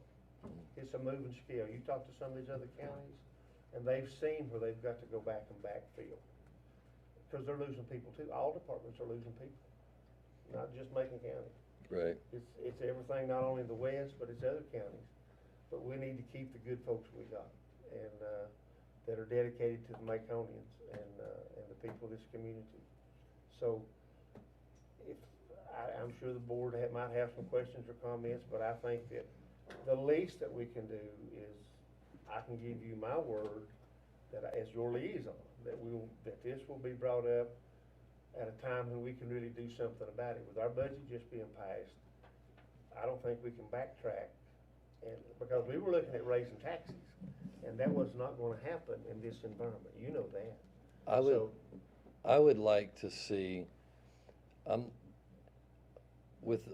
would like to have us be able to have the conversation with our manager, with your blessing, your direction, to be able to, within our current budget, see what we can do. And what did somebody say something? find some. How many vacancies, you said you had 11 applicants? No, I have 2 applicants. I have 11 deputy Initially, though, positions. you said you had 11 applicants. but Correct. They wouldn't make it because it didn't cut the mustard. No, So you have 11 vacancies. I have, did I say You said you had 11 applicants. no, I have 11 vacancies and I had 2 applicants. Okay, yeah. No, initially And- you said 11 applicants, and I'm thinking. All right, let me correct that then. Okay. I have 11 vacancies within my department, which I guarantee that's never happened in the history of our county. Because it's never happened in my 28 years with the department. Usually you have part-time people that are ready to go into that position, and it fills that quick. But we don't even have part-time. We have a couple of part-time, but they are retired law enforcement from us, and so they stay on part-time. But we have 11 vacancies, and we have 2 applicants that are going through background checks right now, which they're good candidates. They come from other places that have it much worse than we do. I'm not gonna name it because I don't wanna cause them problems. But, one of them was born and raised here, and the other one is just likes this area better than where they are. And they're both very good applicants. Well, what's the status on the law enforcement training program, the cadet program? Still, we have some officers in detention, BLET right now. These are officers that worked in our detention facility, have been good employees. We've invested in them within the facility, and so we've decided to allow them to go on. Their goal was to be a deputy sheriff and to be a law enforcement officer. So because they did the things that we asked them to do and stayed in jail for the time that we asked them to stay, we've been able to invest in them and bring them, hopefully if they pass, bring them up, and then we'll have that opportunity. We still have 2 positions in courthouse security that you all gave us last year. We still haven't filled those.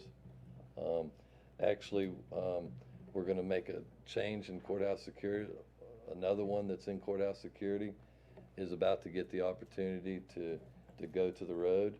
The blessing for us right now has been the fact that school hasn't been in session. And so we've been able to utilize those school resource officers. I just had a school resource officer resigned. I have no applicants for school resource officers. And so you'll have one school, and I don't want to name the school, but you'll have one school that will start out without an SRO.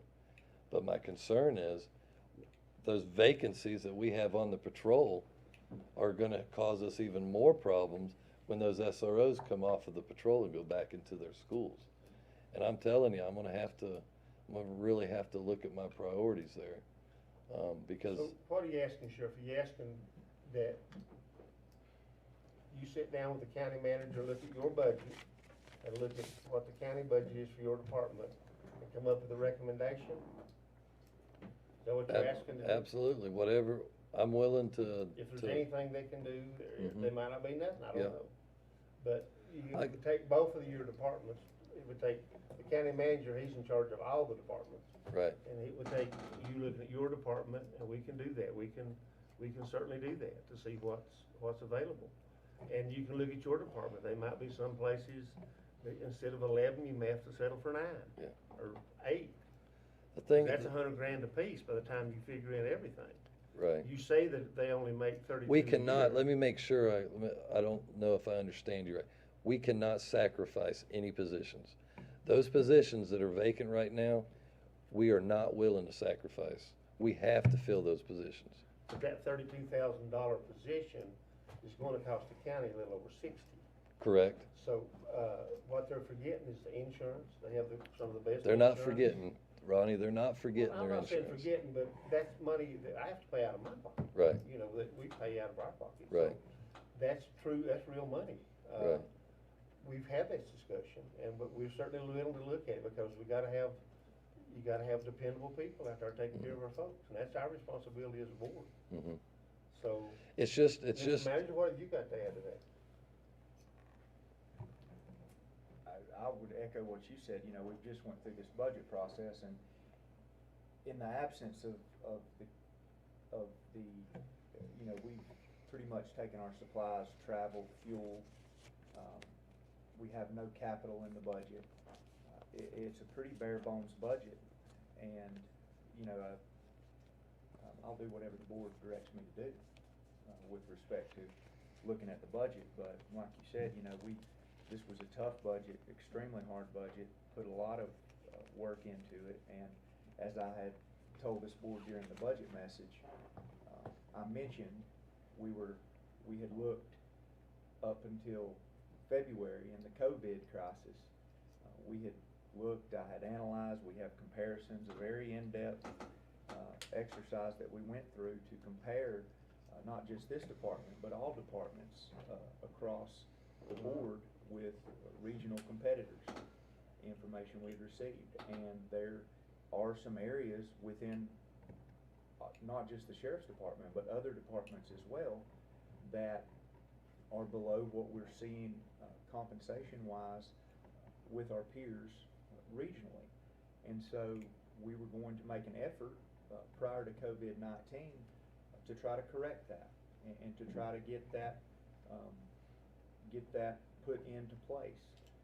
But COVID-19 happened, and all of a sudden we have a revenue swing of $2 million. And when I say that, I'm saying $2 million from revenues we were originally anticipating to get unto the revenues we actually received.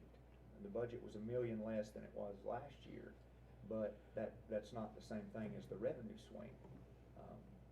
Leaving the tax rate the same, we were looking at gaining an additional $2 million in operating revenue, some of which could have went to correcting these issues that we have noticed in the pay scale.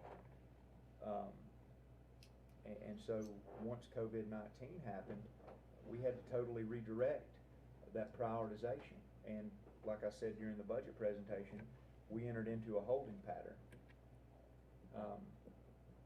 And so that's where we are today. That's the budget we have. We passed the budget we did. We delayed all of our capital expenditures. We've had to reduce funding to the school system, all because we're in a holding pattern. And as Warren alluded to, our policy groups had discussions on what 6 months from now is going to look like. And I can't sit here and tell you, the sheriff can't tell you, Warren can't tell you, the health director can't tell you. Nobody knows what 6 months from now is going to look like. We could get in a situation in January where, if this thing continues on, revenues are less than we originally anticipated.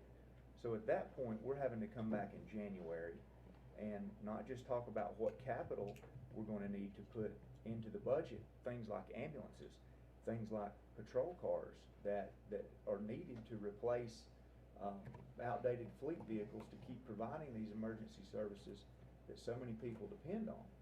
We could be having a discussion in January, just like we are, hey, are we going to use a little of our fund balance to purchase these ambulances we need, or the sheriff's vehicle we need, or are we not even, are we going to be in January saying, well, we've got to look at our operation, we've got to prioritize the services we provide, we've got to see what services we provide that impact the most people. I mean, when you look at the budget, service, you know, the dental clinic, we had to close the dental clinic. We lost a community health grant of $150,000 that the health department wanted to pick up, that we couldn't do that.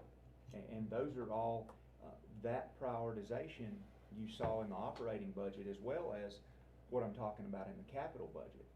But we have to be prepared to be in a position in January where if revenues are less than expected, that we're going to be having discussions about prioritizing the operations of this organization.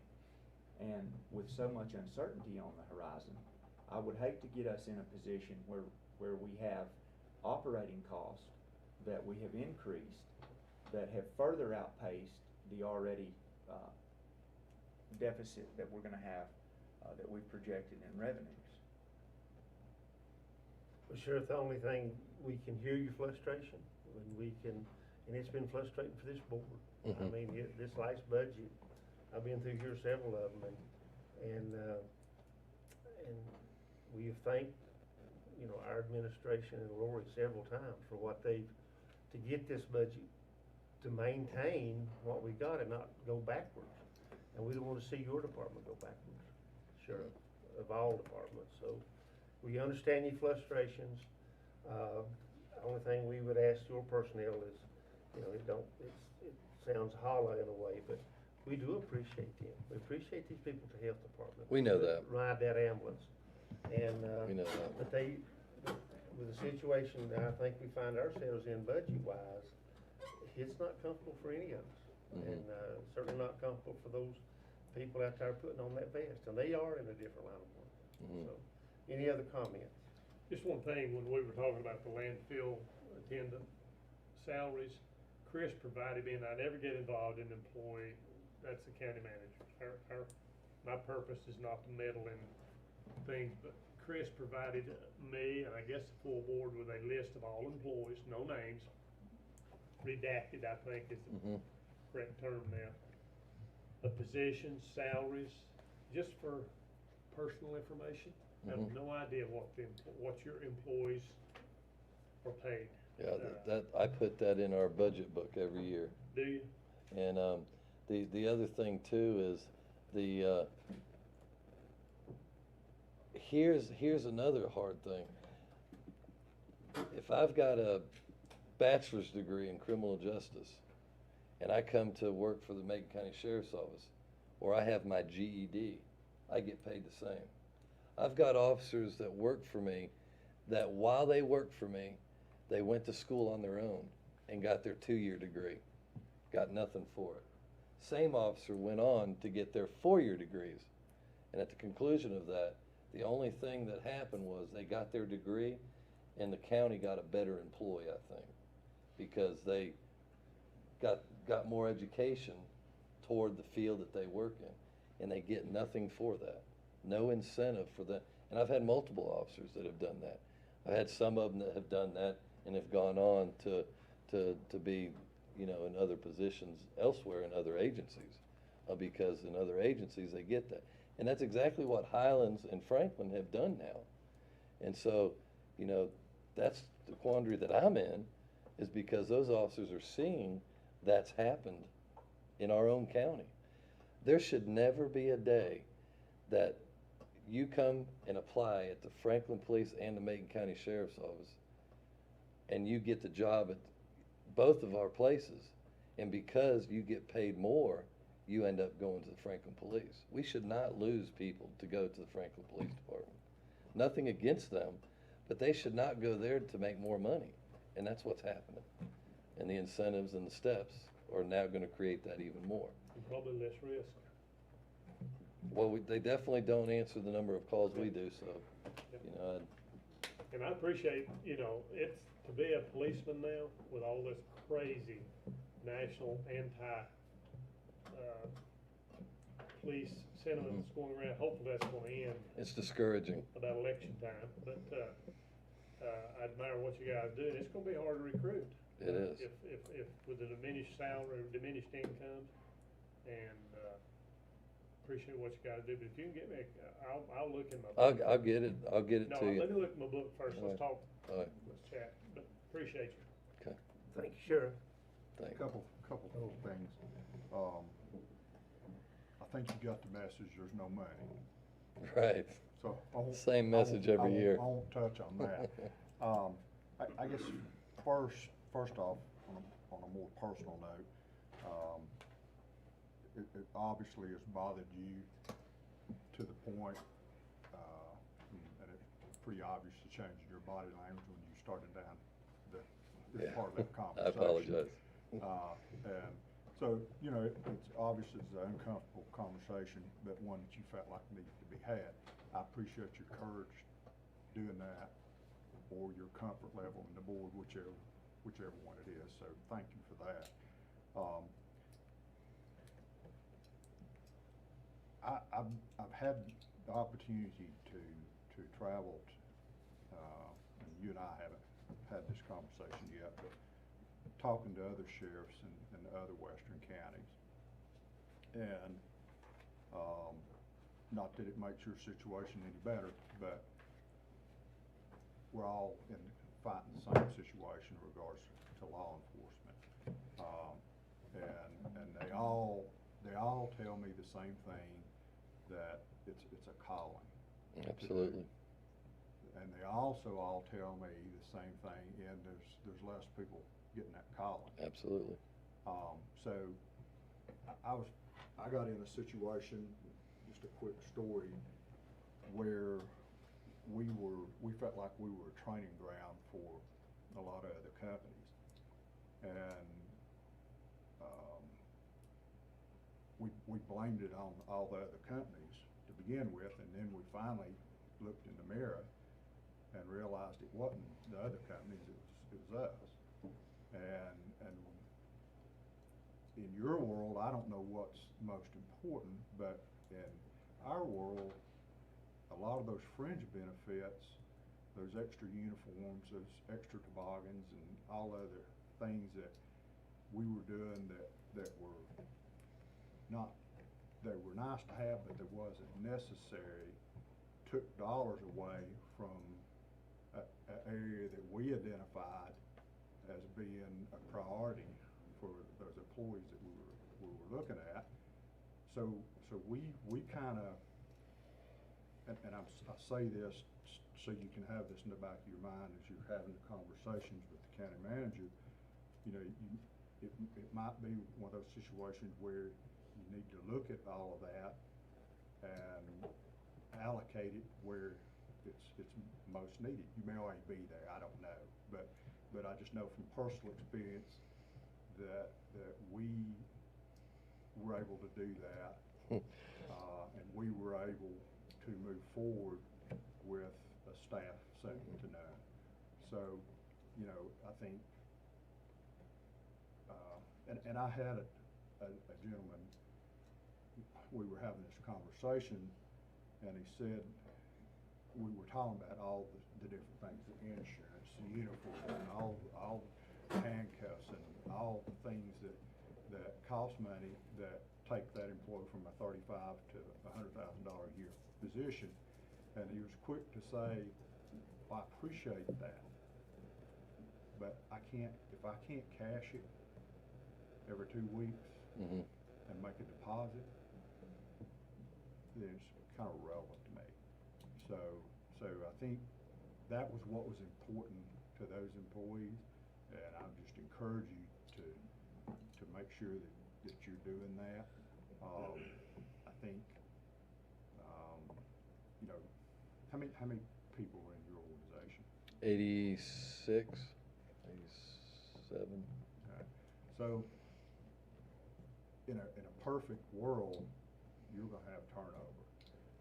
In the world we live in regards to being law enforcement officers, certainly not a perfect world. So I think that you being here and bringing this up is proof of that. But you're going to have to do those extra things to be able to retain those deputies, to keep Ronnie from hiring, because he's getting slammed at work and can't get enough help, and Paul is too.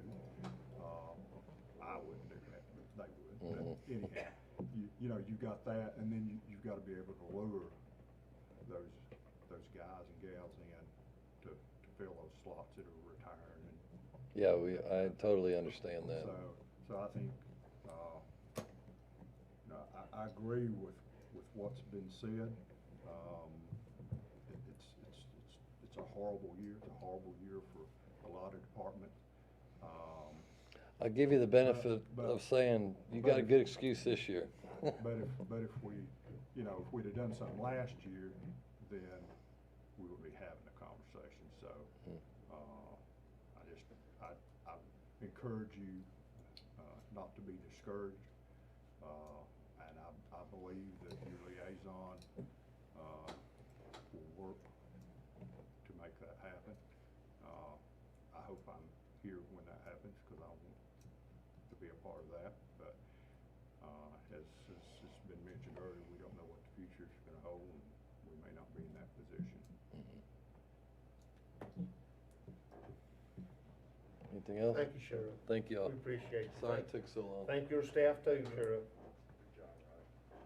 Okay, Derek Rowland, real quick, what you got in administration? County continues to provide virtually all the services that we did prior to COVID-19, continue with enhanced cleaning and sanitation efforts, and doing everything we can to protect the public as well as the county employees. We have ran into something that I'd like to bring to the attention of the board tonight. If you'll recall, we've talked about the Family First Coronavirus Response Act. It was legislation passed that took effect in April 1st of 2020. And basically what, as part of that legislation, employees are granted up to 80 hours for COVID-related sick leave. And that is either sick leave because they've been exposed, tested, out on quarantine, or sick leave due to their having to take care of children. Both of those are permitted under the emergency sick leave portion of the Family First Coronavirus Response Act. But again, that took effect April 1st, 2020. Now, if you'll recall, COVID, as discussed with this board, was happening well in advance of April 1st, 2020. We did have employees who were exposed, who had the child care quandary as outlined in the Family First Coronavirus Response Act, that had to use sick leave, their own personal sick leave, to accommodate these things that were now covered beginning April 1st. But because it was prior to that, they have had to use their own sick leave. And again, we had 8 employees from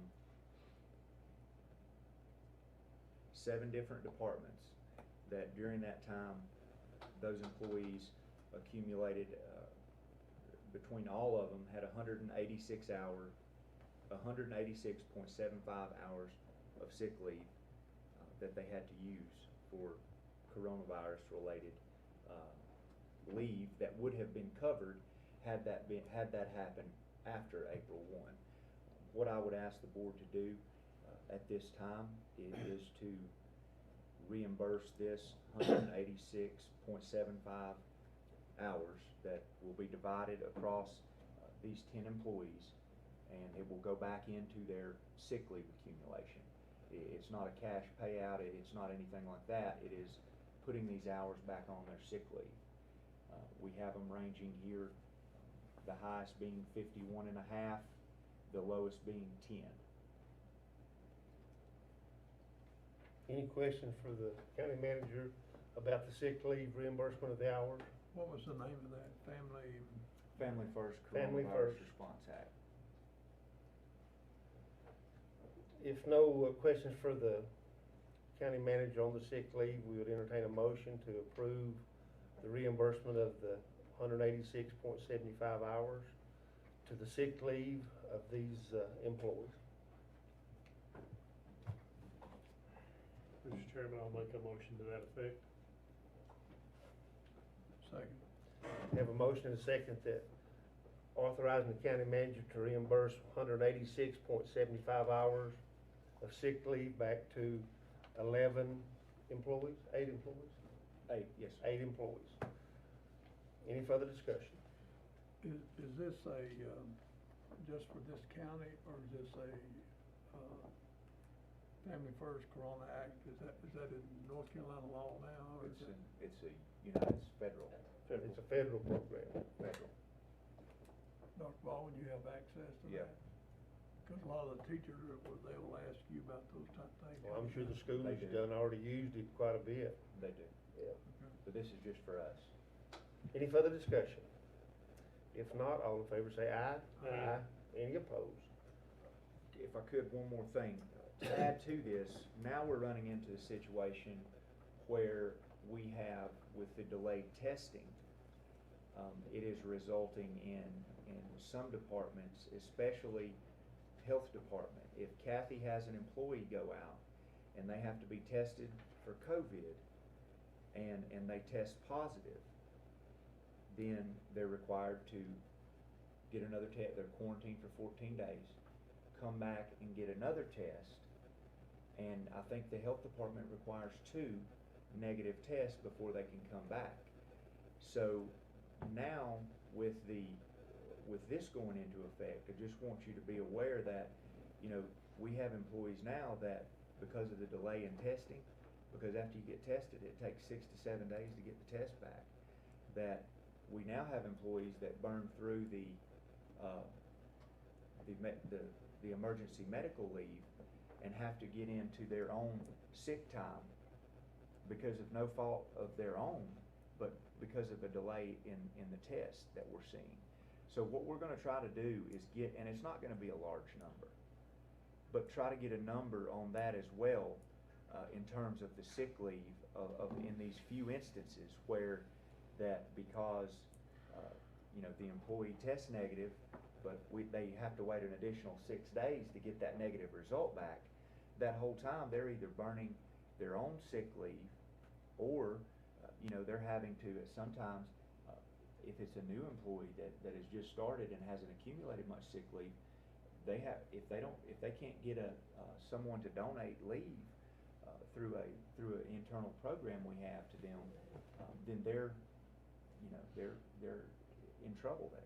So you think So- you'll have something in August that we could look at? Yes, we should be able to look at that in August, and hopefully this testing situation will continue to improve. And just this, for instance, it goes, say if John Doe had 25 hours sick leave, and he had to, you know, he had burnt 5 of his own on this prior to April 1st, 2020. All that's happening with this situation is that 5 hours is getting applied back to his sick leave bank. The value monetarily of that 186,000, or the 186 hours of sick leave, is $3,600. And again, those employees carry that sick leave, and it can either go towards their retirement or they use it when they're sick. This should be significantly, we're talking about a significantly less amount with what we would be bringing before you in August, and potentially what, if the delay in testing continues. Derek, let me ask a question. Why couldn't this board tonight just give you the authorization to do that? I don't see this board denying that because it's no fault of their own, like you say. We can certainly.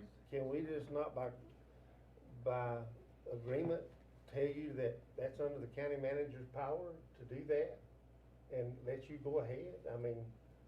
Yes, and we'll provide with an update of anything we do. Because there's no reason to keep bringing that back before the board, I don't think. I don't know what the others think. I mean, One, we need 2 negative. That's part of the protocol that the CDC recommends, and I am asking for the strictest of response so that when they come back to the health department, I am absolutely sure that person is not positive, because they're in the testing process. And that's one, now, another department, now, that is in the health department only. Any other department is gonna be 1 negative test, So and they come back, so. And how much space between those tests do you require? Could be a week. Pardon? It could run up, you know, as soon as they get their first negative, they get retested, and it I could be a think- week. I'm sorry. Can't hear you with it. As soon as they get their first test that comes back negative, they get retested, and it's usually about a week per test. So you've got 2 weeks right there, and if somebody's already been out 14 days, Well, I mean, yeah. you're over that 80, but that, again, the health department is a very, is a unique situation, because like Kathy said, they're right there in the testing environment, so she's being extra cautious. I And can't, wants to make sure that environment, stays, sanitary to the fullest extent possible. We've had other departments where an employee, has tested positive, stayed out 14 days, got the negative test result, and came back to work. That's how the majority of any other departments would handle that. But I'm not sure I understand Oh, go ahead. the timing. I start feeling bad today. And I go take the test today. Kathy sends me home. It's gonna be 6 days before that test comes back. That test comes back positive. It's not 14 days from the 6th day, No. It's, we Is base, it 14 days from the 6th day or 14 days from the day I took the test? it's actually determined on the onset of symptoms. And then it's, the medical director looks at 2 days prior to that. And we're looking at contacts, we're looking at them being out as soon as we know that they're positive. It could be, we had a staff person that it took 2 weeks for them to get over their symptoms before they could be tested the first time to see if they were negative. And then it took a week to get that test back. They were negative. And then their second negative, because they took immediately, and then it was another week. So it was 4 weeks altogether. I'm sorry, I'm still not following it. Let's go back to my example. I tested positive. I started coughing today. Mm-hmm. We test you immediately. You said, Carl, you need to get tested. Right. And you need to go home. That's on day 0. So in 6 days, that test comes back positive. And they're quarantining it while they're waiting on that test result. They're not at work. And I'm quarantining those 6 days. So the 14 starts when I did the test or at the 6th day? When you did the test. Okay. And then, so I'm quarantined for 14 days. And at the end of that 14 days, I go take a test and it comes back negative. So, but I gotta wait 6 days for that. So we're 14 days plus 6 days. It comes back negative, then you're requiring 2 negatives. So I take another one, so I'm at 14 days plus 6 plus 6. Exactly. And when LabCorp was having a quicker turnaround, it didn't stretch out that long. Yeah. But right now, in particular, because This is just for him. So why you wait in 6 days if at the end of the 14th day, if you wanting 2 tests to make sure the tests are right, why wouldn't you test this person twice that day? So that the 6, you'd only be adding 6 more days of out of service time instead of 12. Because that's the CDC protocol. It has to be a 24-hour difference in test that they, at minimum, 24 hours. So they want you to wait 6 days between tests? It's just taking that long right now. They expect you to wait 24 hours at a minimum. But because LabCorp is taking 6 days right now to get the results back, we don't get that first negative test back. So back to the question, does anybody have a problem on the board with authorizing the county manager on these unique situations? You said there wouldn't be many. Well, and it's not gonna be many, and it is to the point where, I think we might be only talking about a single isolated instance, where this has happened. If any other instances happen, we need to address those as well, but we have a situation here that an employee through, nothing other than a delay in testing, is having. Board, what do you think? You have a consensus to give the county manager permission to go ahead and he can give us a report back in office? Keep us informed. I think you need a motion to that effect. Do we have a motion to that effect authorizing the county manager to proceed with sick leave time and reimbursement to those because of COVID-19 and reimburse those employees as needed? I make that motion as you presented. Second. Motion been made and seconded that we authorize the county manager, giving him permission from this board to examine each and every case where it comes to sick leave reimbursement. Any further discussion? If not, all in favor say aye. Any opposed? Okay, use that all, Mr. Manager? That's it. Thank you. And I have asked, and he's been so patient to wait, Dr. Christopher Baldwin, Superintendent of Macon County Schools, who, speaking of stress, I will say this before Dr. Baldwin starts. We've had a couple of meetings with the liaison committee and Dr. Baldwin. just like everybody else that stood at that podium in the last hour, Chris, we, you know, we sympathize with you and your board too. I mean, it's, so what, I've asked Chris to come forward tonight and talk about, number one, what the governor had to say this afternoon. And, his board is not met, of course, and there's certain things that Chris don't want to get to his board. He's got to make some recommendations. But I did, because a lot of folks are really concerned about the school situation. And Chris, thank you so much for coming. Well, I appreciate the opportunity. I know that there are a lot of people that want to know what school year 2021 is going to look like, so I'm more than happy to come and share what I do know. Before I start, though, just what you said, I know that there are a lot of challenges that we're all going to be facing. We've already faced this spring and will continue to face for the foreseeable future. But one of the things that I'm grateful for is that in Macon County, working with all the departments, Sheriff's Department, Warren's Department, Kathy's Department, they're all good people. And you know, I've known Adam my whole life, and many of his other deputies and SROs for the past 30 years, and they're all good quality people, as all the others departments are. And we serve 35,000 other very good people. And together we're going to face a lot of challenges over the next several months, but we'll come through it. Just to give you an idea of what the school system's been facing, just go back to March the 13th. March the 13th, the CDC released their new guidelines for schools, and they said that they did not recommend school closures. 14 days did nothing to mitigate the spread of COVID-19. A closure of 2 months had minor mitigation effects of COVID-19. So I felt relieved by what the CDC released on March the 13th. Had a superintendent's meeting where the school board attorneys met with us and shared what it would look like in the event of a school closure, and more or less told us that at some point a school closure was coming, which was in direct contradiction to what the CDC had just released. Came home that afternoon, the governor made an announcement at 4 o'clock and basically said that he was going to go with the CDC's recommendation. No preemptive school closures were recommended.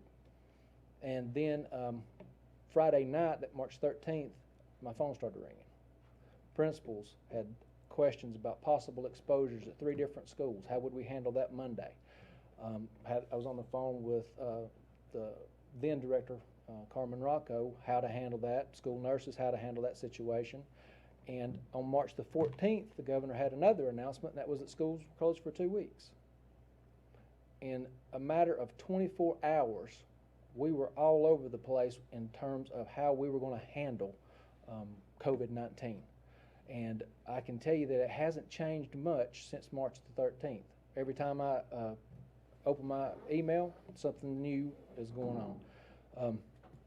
We learned at the end of the school year, after a lot of trial and error with regard to remote learning, some things that we did well, some things that we need to improve in the event that we go to remote learning in 2021.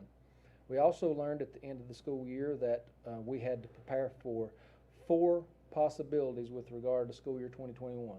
A plan A, which was minimal social distancing, a plan B, which was moderate social distancing, and plan C, which was complete remote learning.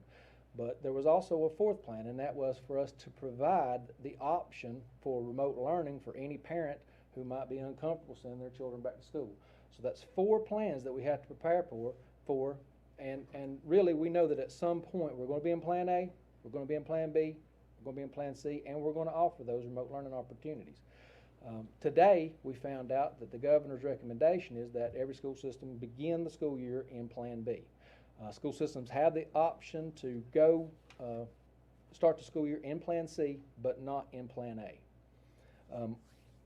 The plan B that the governor released today has some subtle differences from the plan B that we were planning for.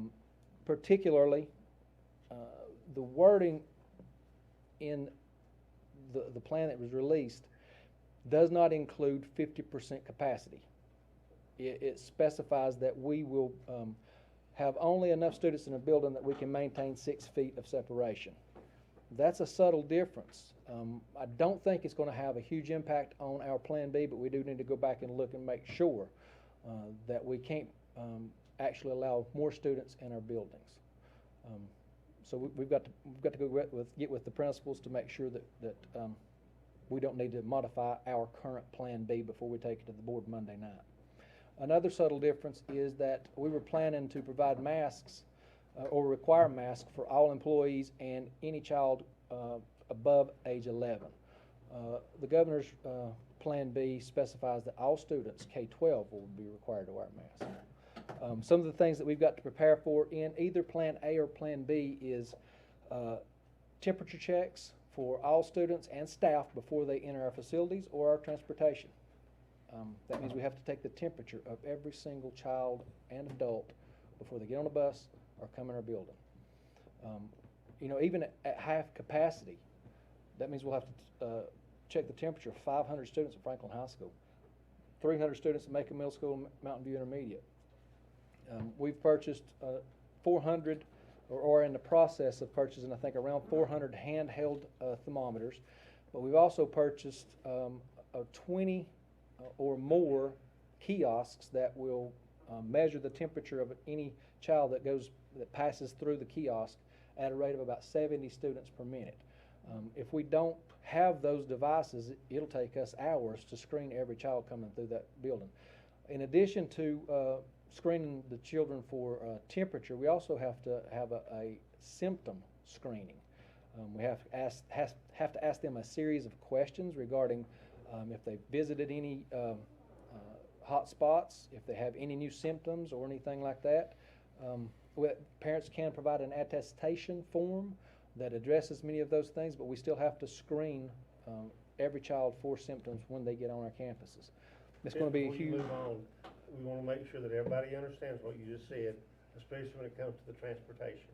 Yes. We've had this discussion, the school liaison committees have had this discussion, and go into a little bit more depth with that with this board and explain when you say, it's easy to miss if you start checking the temperature of every kid getting on a bus and logging that temperature.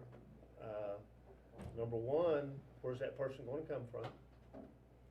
These are questions that we brought up. So talk about that a little bit more about the transportation issues and the challenges, especially in a rural community like Macon County. In order for us to screen the temperature of every child that gets on a bus, that's going to require another adult besides the bus driver.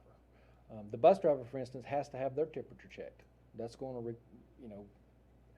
in order for us to do it fairly and accurately, we need another adult to screen the bus driver before they actually get on the bus. So we'll have to have a bus assistant that will not only screen every child that gets on the bus for the temperature, but also help maintain that social distancing once they get on the bus. Now, in order to provide that, if we can get our teacher assistants, if we can get 50 teacher assistants or teachers to be willing to get on a bus in the morning, if we pay them $25 to ride the bus, we're looking at $175,000 if this lasts for 100 days. If it lasts for 180 days, the entire school year, we're looking at $240,000 just for that bus monitor. No other PPEs and things like that. We're also, in addition to those thermometers and the kiosks, we anticipate needing 70 gallons of hand sanitizer per day. That's at a rate of 2 ounces per student per day. We've purchased sneeze guards so that our elementary students can be better separated as they're going through their lessons in the classroom. Now, those are just a few of the things that we're facing for the children who are coming back to school. In addition, we're providing signs all over the building that will show them 6 feet of separation, the direction that they should travel in the hall. That's a recommendation that we have one-way halls. That's hard to do in most of our buildings, but we can control the direction that the children are flowing in the hall. Most of our elementary schools are already doing that, so it shouldn't be that much of a problem. So in addition to all the PPEs, we still have to prepare for at least part of the time during the B schedule, or Plan B, that we'll be providing remote instruction. Now, one of the issues that we saw this spring was connectivity. that had a significant negative impact on our ability to deliver instruction. It varied from class to class as to the number of students who were able to connect well enough with the teacher so that they could take part in a live stream lesson or a video or a class chat or something like that. So, you know, many different classes in Macon County offer different levels of connectivity with their students based on how well the students connect with the class. Some of the things that we're doing to address that, we have purchased a number of jetpacks, wireless devices that if the family, the household, or the community building, church, fire department can receive cellular signal, that site can act as a wireless hotspot. We're hoping that in some of these locations, such as the churches and the community buildings, that small groups of parents may be able to gather, and one parent can supervise a group of children, allowing the other parents to go back to work on the days that they have to take part in the remote learning, or if they choose to go completely remote learning. So we have many different challenges. Going back to what you all were discussing about the screening and the requirements that you'll be faced with in the event someone tests positive. For the school system, if a student or a staff member is exposed to a person who has tested positive for COVID-19, any staff member or student who is exposed has to stay out of school for 14 days. Any student or staff member who tests positive for COVID-19 has to sit out for 10 days. Now here's the thing, this is the issue I'm about to mention that's going to cause us some real problems and challenges pretty early on in the semester, and I really don't know how to anticipate how big of an issue this is going to be for us. Any student or staff member who experiences a new symptom, at least one symptom, a fever, chills, shortness of breath, difficulty breathing, a new cough, or a new loss of taste or smell, that student or staff member with a new symptom has to sit out for 10 days or until they get negative test results or until they haven't had any symptoms for 3 days, including a fever, without any fever reducing medication. That may be one of the most significant challenges that we face because we don't have enough substitutes as it is, and if every staff member follows that guideline, we're gonna be stretched to provide instruction, and that's either remotely or in person. If a teacher contracts COVID, they won't be able to provide instruction remotely, and I don't know how we're going to provide a substitute in that situation at this point. So we have a lot of challenges. We have a lot to work through. We will be sending out another survey to families and staff. We were planning on sending that out at the end of July because we sent out a survey around the 1st of June that gave us some information that we could begin planning on Plan A, Plan B, Plan C, and for that remote learning. And that survey told us that 85% of our families wanted live instruction. They wanted to come back to school. 15% wanted to continue on with remote learning. 85% of our staff wanted to return for live instruction. 15% would have preferred to stay in remote learning or had underlying conditions that required them to stay in remote learning. Now, obviously, since we did that survey, a lot has changed with regard to COVID-19, both in North Carolina and Macon County, and it's become a political issue that's going to play into a lot of how people react to that over the next few months. It's hard for us to predict how that's going to play out in the school system, but we'll send out another survey. Depending on the number of parents that choose to do remote learning now, is gonna play a huge role in how we meet the requirements of Plan B with regard to social distancing within our buildings. So that may affect how our Plan B is actually implemented even after we get it approved Monday night, if it's approved. Chris, I don't know, speaking on behalf of the board, and they can certainly speak for themselves, that, you know, we've had this discussion, we don't envy your position either. It's, I just, you know, what can this board do to help you? I mean, I don't know what we Well, can do. I would say that the first thing is, going back to what Kathy asked, with those nurses, you know, if we have to screen every child that comes in the building, and if a child shows any of those symptoms during the school day or staff member, then we have to isolate that student or staff member in a room in the school building. And I don't know what staff that we have that can provide that screening and also provide that isolation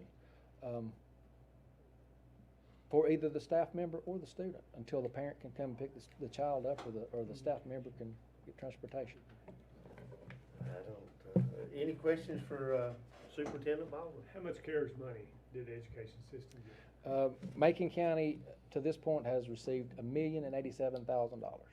And so that's what's funding all of this, Yes. initial. Yeah, now I will say that I do need to point out that if this board hadn't had foresight of funding technology over the past 2 or 3 years to the level that you have, remote learning would not be an option for us right now. And I don't know what we would do in Plan B without the technology that we currently have in the school system. So thank you for that.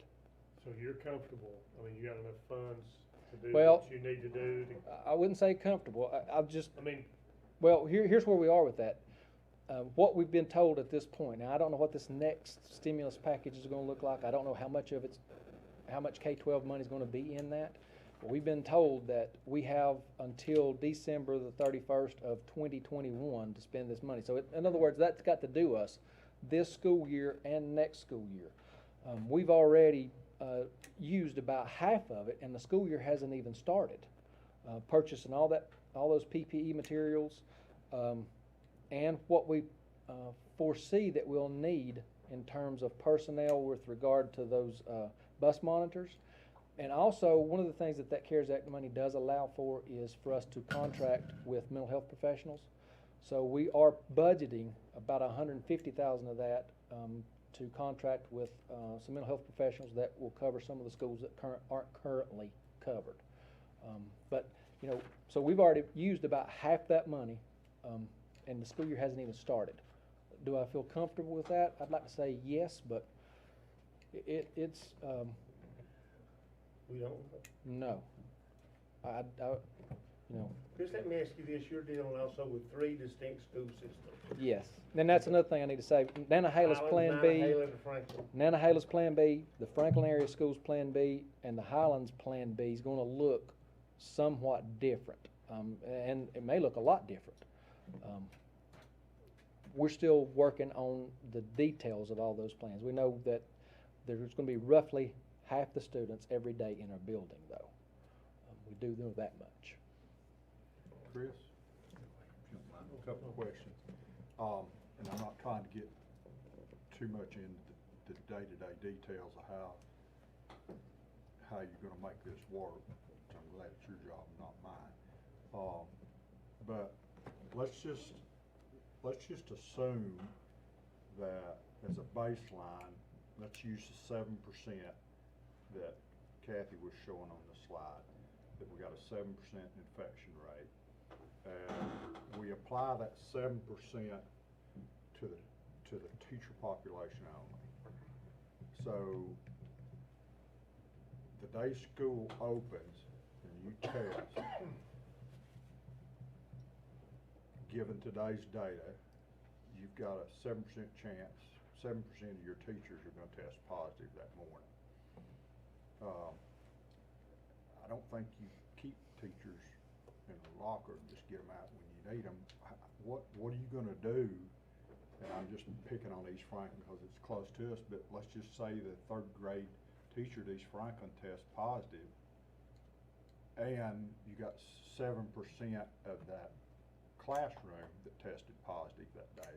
So you stuck them somewhere in an imaginary room, and then you got somebody that you currently don't have today that's, you can't just put them in there, you gotta have somebody with them. So that's a position, a body. And then what do you do about that classroom, the 93% of the students that are good to go? You lost the teacher, there's not a teacher's assistant. How are you gonna handle? Well, we're gonna go as far as we can with substitute teachers, and then I assume that at some point we'll have to go to remote learning. So if that, I guess, again, I apologize for getting too involved in the mechanics of it, but, I mean, if you call, if that happens at 7:45, the teacher, I mean, a substitute, you gotta find a substitute, and then they gotta make their, I mean, it's. Well, unfortunately, those type scenarios happen all the time in a school building. I mean, we'll find out at 7 o'clock in the morning, or actually, it's usually about 5:30, 6 o'clock, we'll find out that a teacher's sick and can't come to school. And we'll have to make arrangements. Now, a lot of times it would be that, we'd find a sub. I don't think we're gonna have that opportunity this year. I think we're gonna run out of subs pretty quick. Most of our subs are over 65, or a lot of our subs are over 65. I don't know how many of them are gonna be willing to work at this point. So at 6 o'clock in the morning, if we find out that the teacher can't get there, we'll try to cover that class. It may be that a teacher has their planning, or a teacher assistant.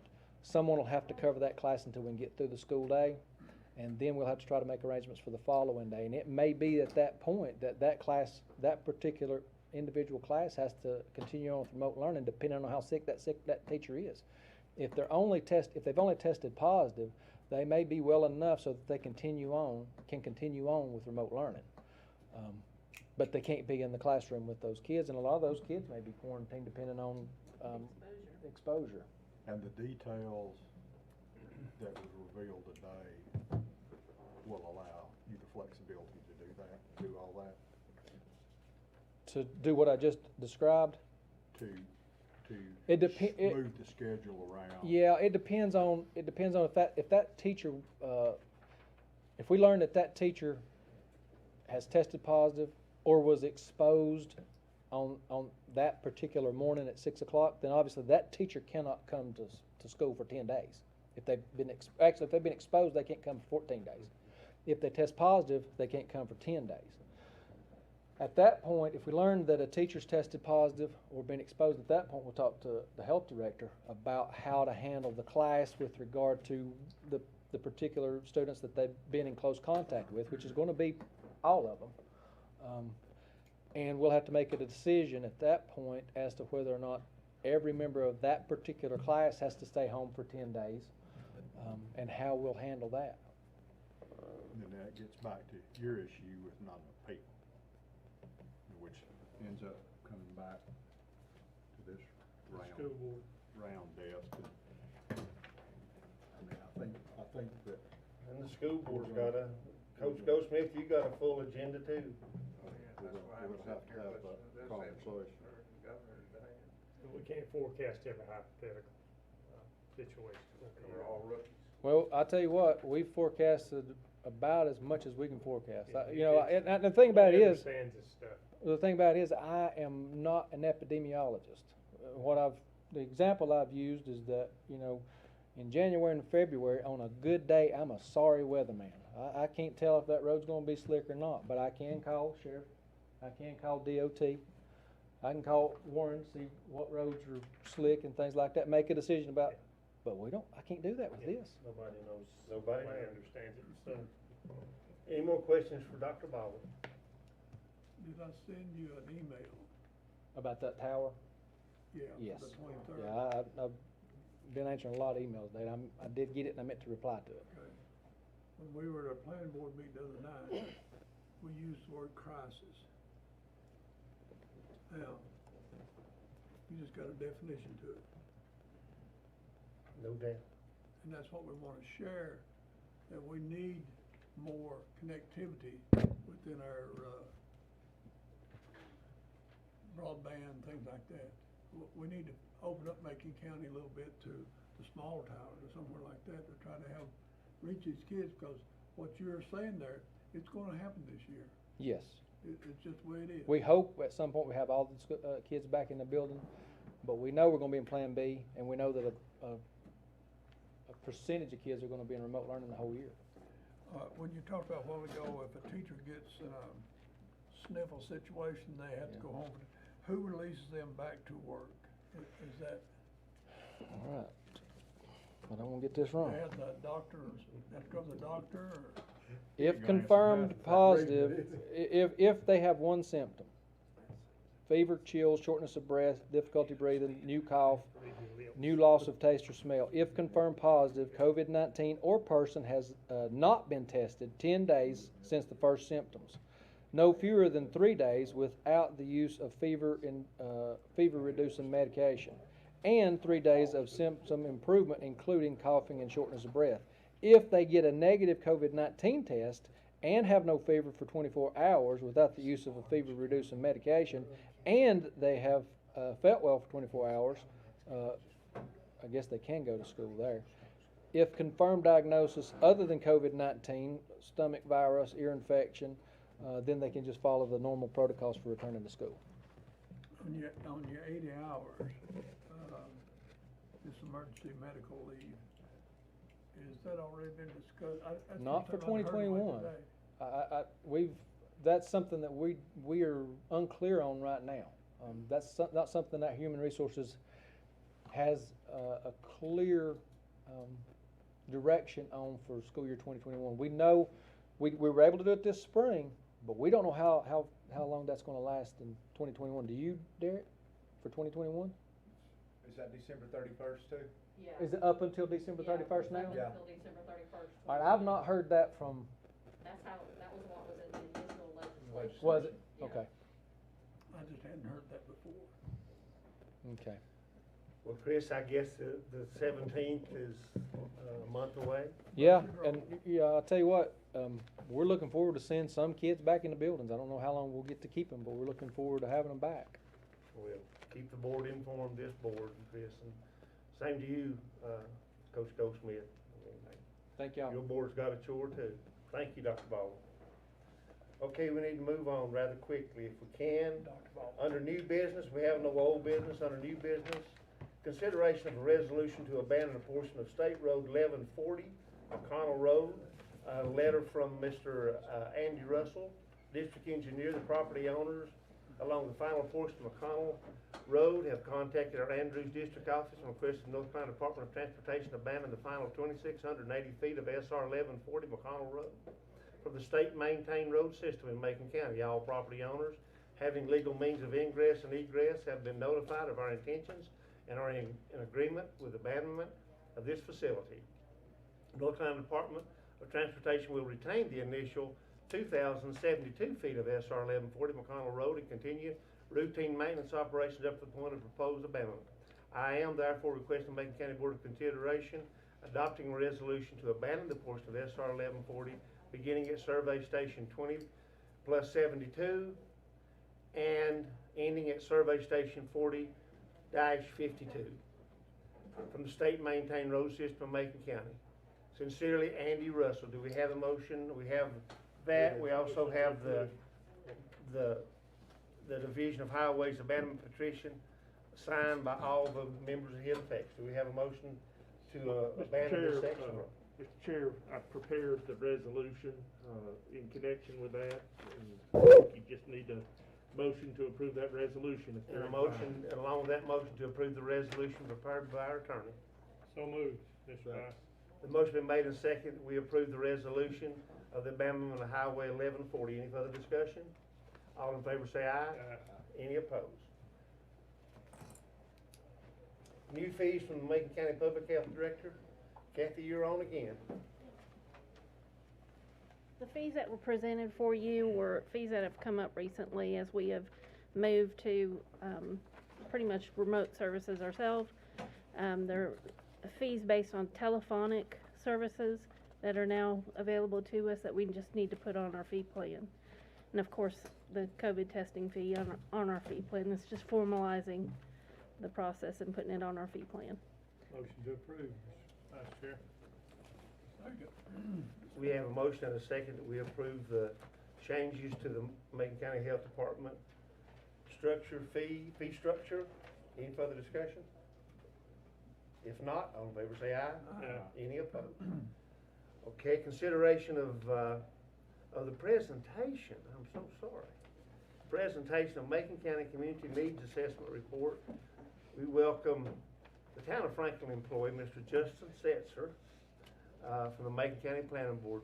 Justin, thank you for your work on the planning board and what you do for the folks every day in your job. Mr. Chairman, before Mr. Setzer starts, I want to make sure to call attention to the efforts that the planning board made in doing this.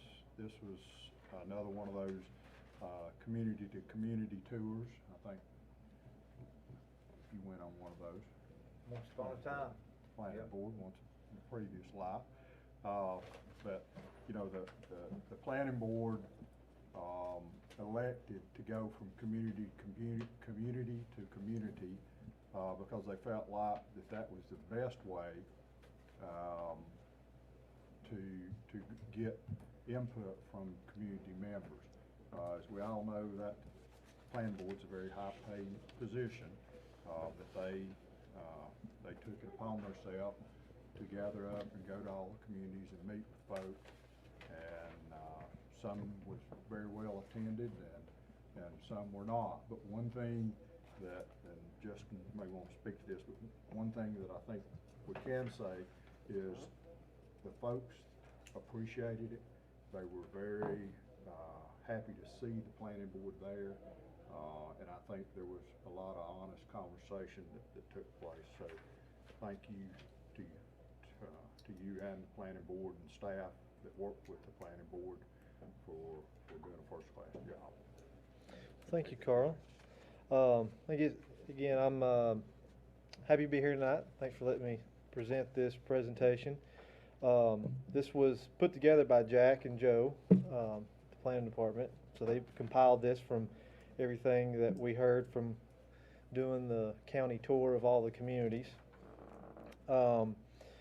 So on the second page, or page 1 in your document, you'll see highlighted in bold the planning board. Before we decided to tackle the community needs, we try to come up with how we were going to compile or what areas we were going to look into.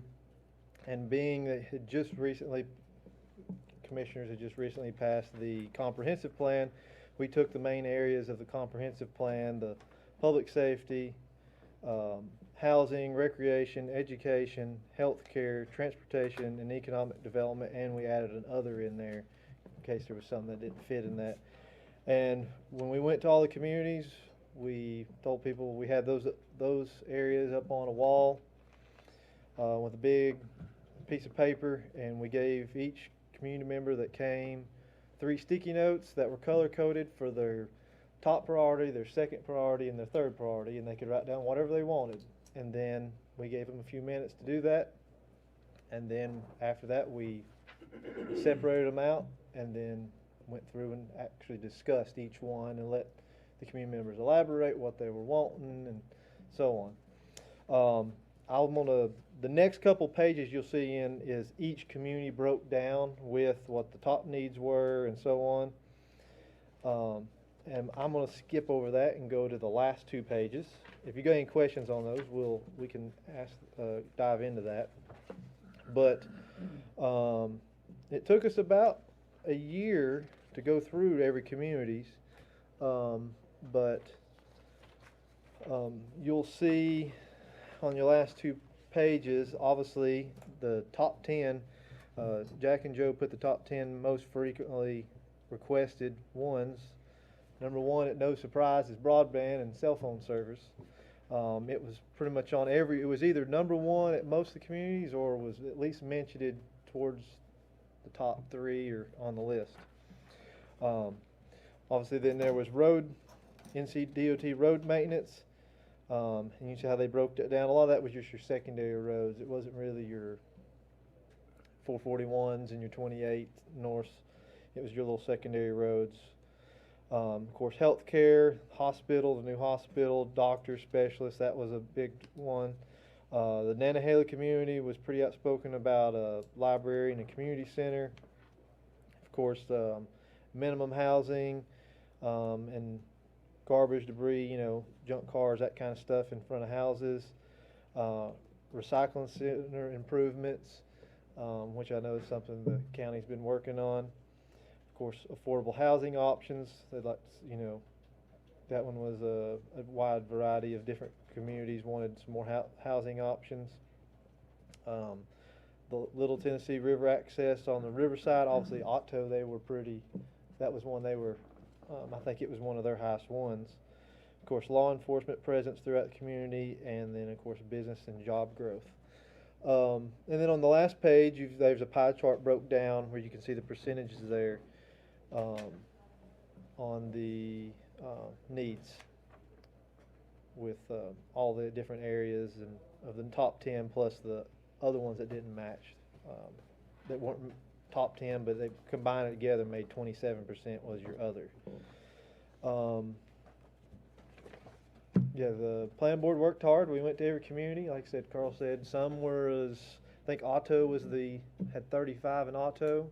That was, I think, it. Then Nantahala were the next two highest attended community, and then it went down from there.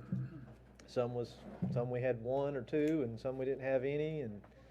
But if you got any questions about it. Well, there's some things on the list, of course, that, we did that when I was on the planning board. We went to every community too. But there's some things on here that we can be working on, we'd hope. Number one, broadband. A lot of people give you lip service throughout the state. No action, no money, but we are working. We're going to talk about that a little bit, I think, tonight. The DOT, we're very fortunate to still have the state doing our roads, even though they're broke too. So, and Ronnie, to speak to that, I'm sorry to no, interrupt. go ahead. But one of the benefits, unplanned benefits of this was when we went to those communities and the planning board asked those questions, some of the things like DOT maintenance, road maintenance, which is totally outside of the county's wheelhouse and the planning board's wheelhouse, we were able to take that information down, funnel that through the county manager to the appropriate, whether it was, and it was a variety of things, from recycle center to road maintenance and to transit. And there was a lot of different county departments that participated in reaching out to these communities. And I think we were able, although we didn't plan for it, I think we were able to get communities some answers to some questions that they had, some help that they had because of our presence there. Oh yeah, no doubt. But we appreciate the planning board's help. The planning board really takes the pressure off of this board, and that's just the fact. And they talk about subjects nobody else wants to approach. And Justin, thank you for your leadership on that board too. On the, there's some that like the recycling center improvements. Have that ever got off the ground? Yeah. Or at? They're started. Maybe they've started at Scaly Mountain, and they're getting started at what was the other one? Two of them, Nantahala and Scaly Mountain. So, and I'll be happy to get the solid waste director in to give you an update if you'd like. Pictures would be nice of every one of them. Mr. Manager, just getting sidetracked a little bit. Yes, I apologize for that. I know you've mentioned this at least once that I can remember, and I had a couple calls in regards to this. When you're coming into the landfill to dump, it closes at a certain time, and prior to that time when it closes, you can't come in past a certain time. And Commissioner Bill had, I think, requested that there was be some signage put up that would indicate what that cutoff was, where folks would know. I think that would be very helpful That's never been done. for the folks that are paying I the offer to bill. pay for the sign.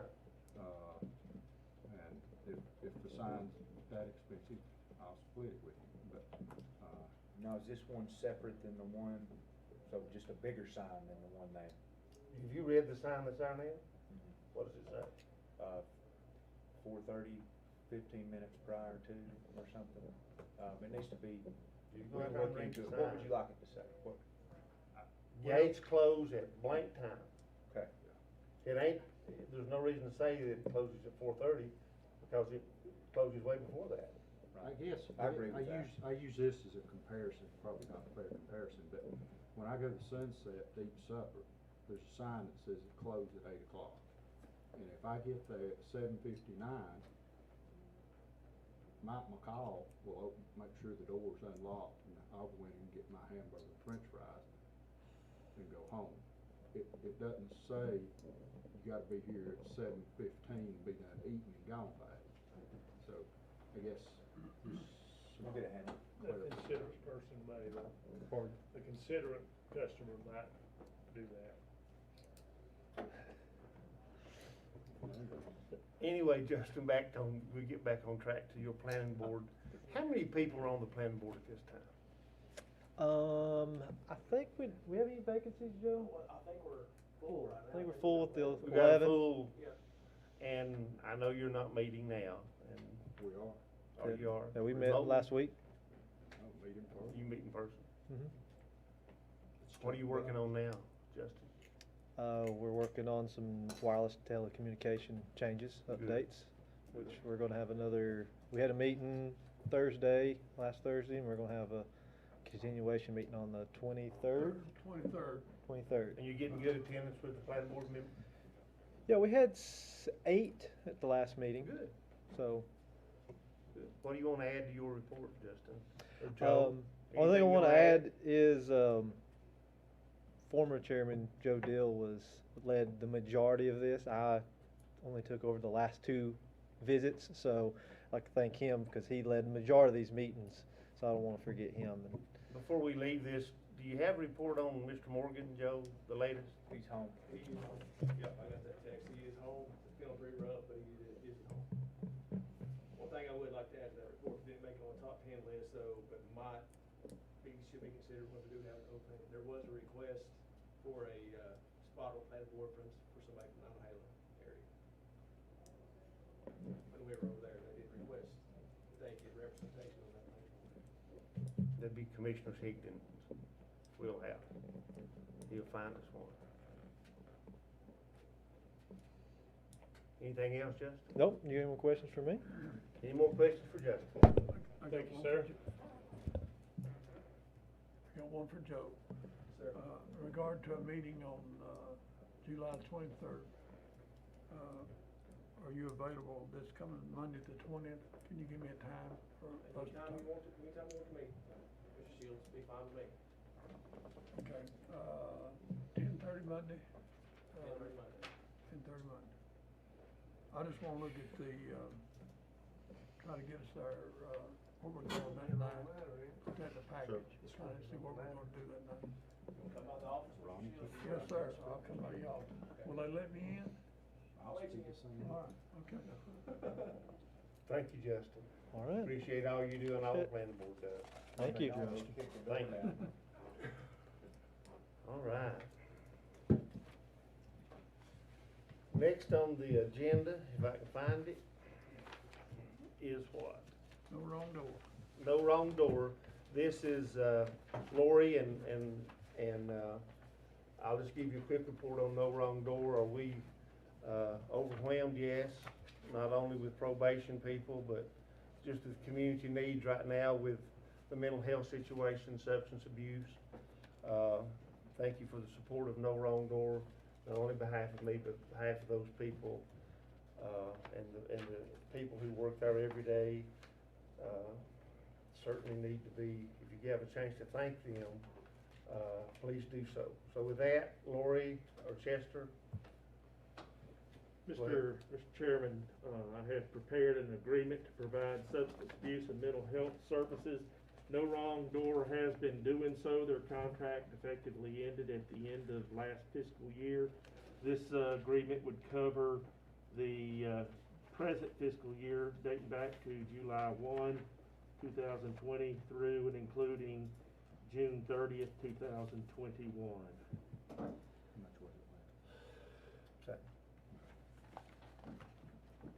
Is there any questions on the small changes to the No Wrong Door contract?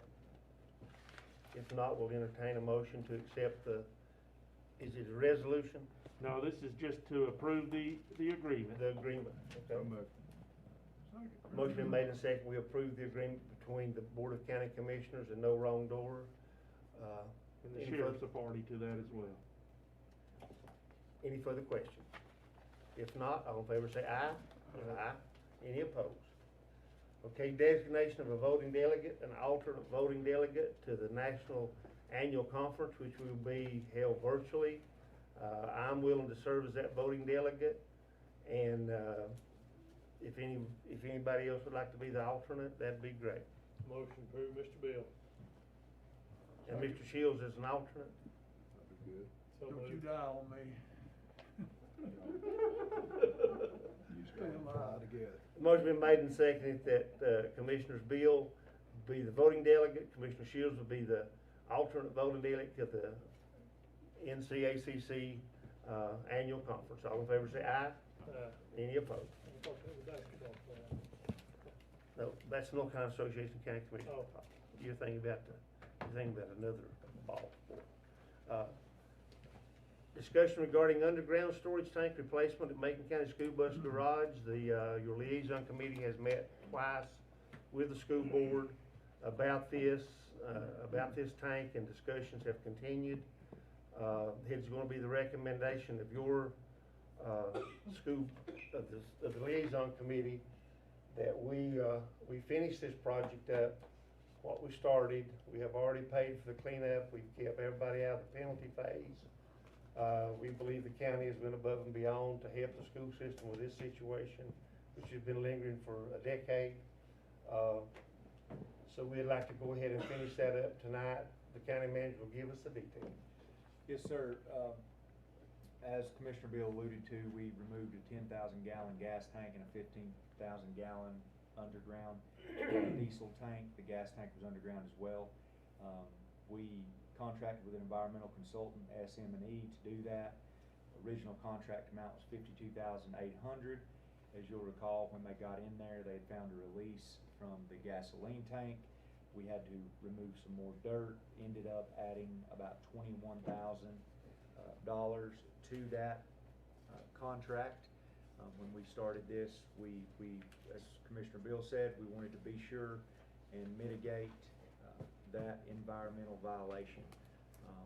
We were notified in March that we had 30 days to come into compliance.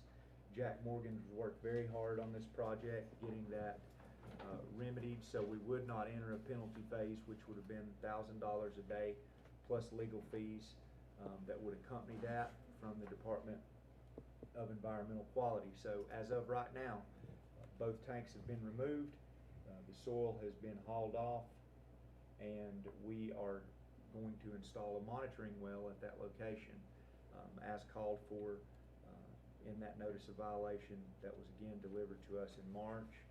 So with that being said, as far as the mitigation of that environmental hazard, it is well on its way to being complete. We will soon complete it, and we will then be in conversations with the Department of Environmental Quality about the monitoring well. Upon Mr. Morgan's absence, very fortunate to have Mr. Mike Cope here with us tonight. He is the county's building and grounds superintendent. He's done a great job picking up the ball and running with it. We have contacted multiple companies concerning the installation of a new diesel tank. The schools indicated they would not need a gas tank, but they do need a diesel tank. Just to give you a little idea, being able to buy this diesel in bulk that will be stored in this tank that I'm about to tell you about will save the school system an estimated $75,000 a year in diesel fuel. And so what that translates to is, you know, that is money that they can now put in the classroom instead of spending on fuel. So that will be accomplished with the installation of a 12,000 gallon double wall tank that we have received a quote on, and for $110,000, the tank installation and materials total $108,175, and that is to get that tank erected, to get that tank installed. Mike has been working with our fire marshal, building code.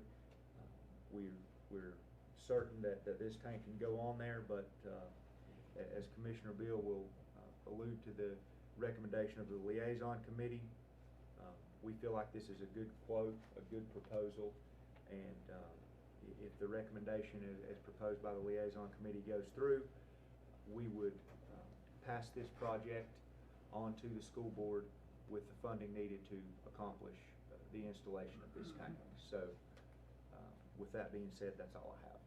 Two questions.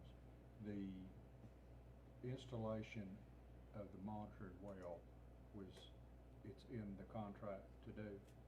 It's in our contract with SM&E, yeah. Okay, that's not an additional No, cost? no. And the new tanks are gonna be above ground tank?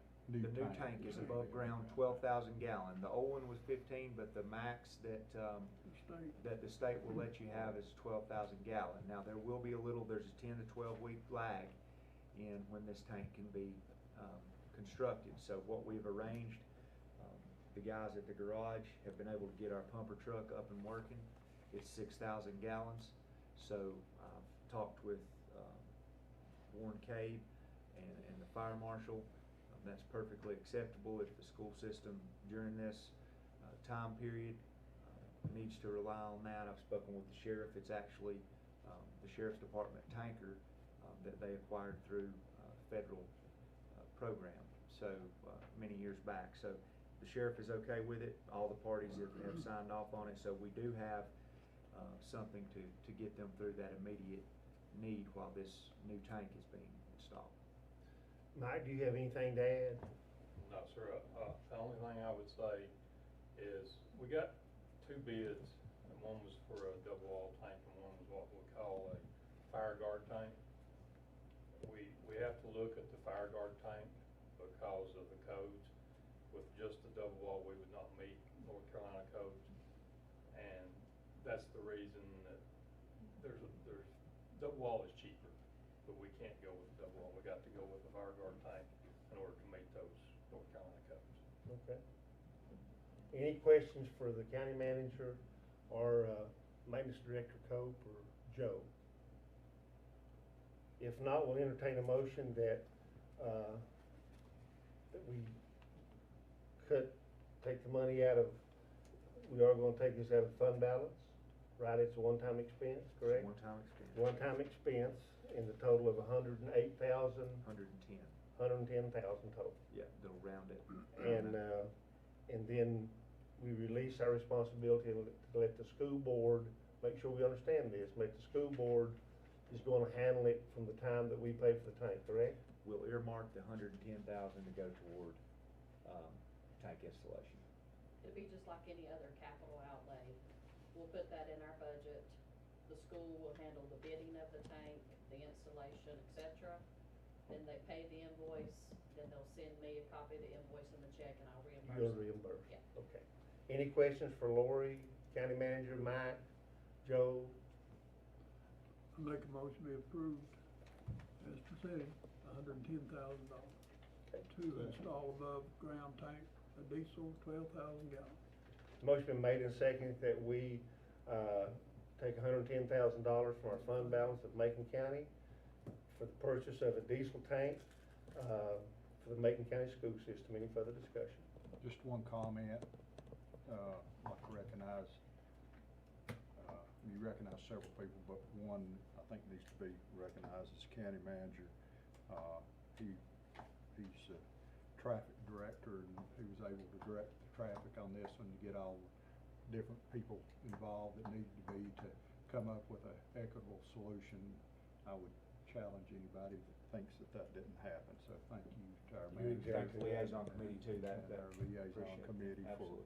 for working together to make this work for the school.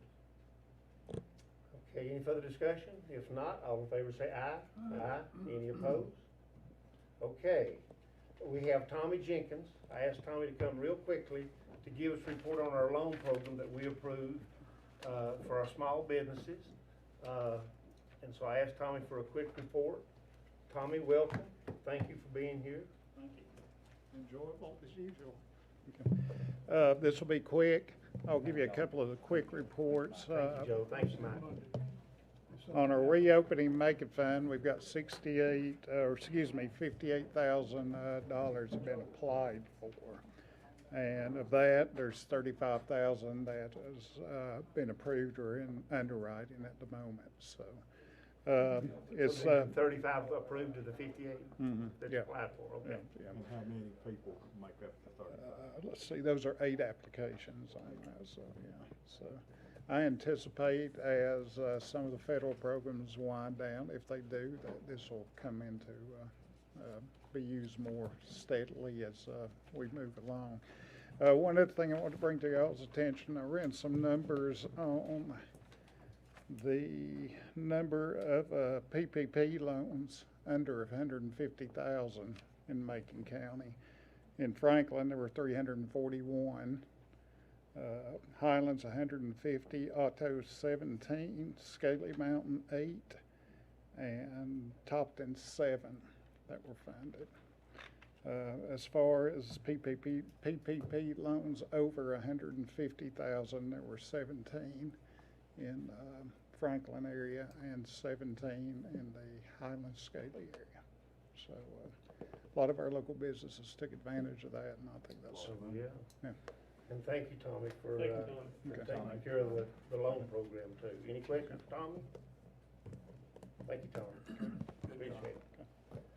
On the consent agenda, you'll see the minutes, the budget amendments, 9 through 23, tax releases for June in the amount of $513. Refund stemming from Property Tax Commission appeal, $415. Monthly ad valorem tax collection report.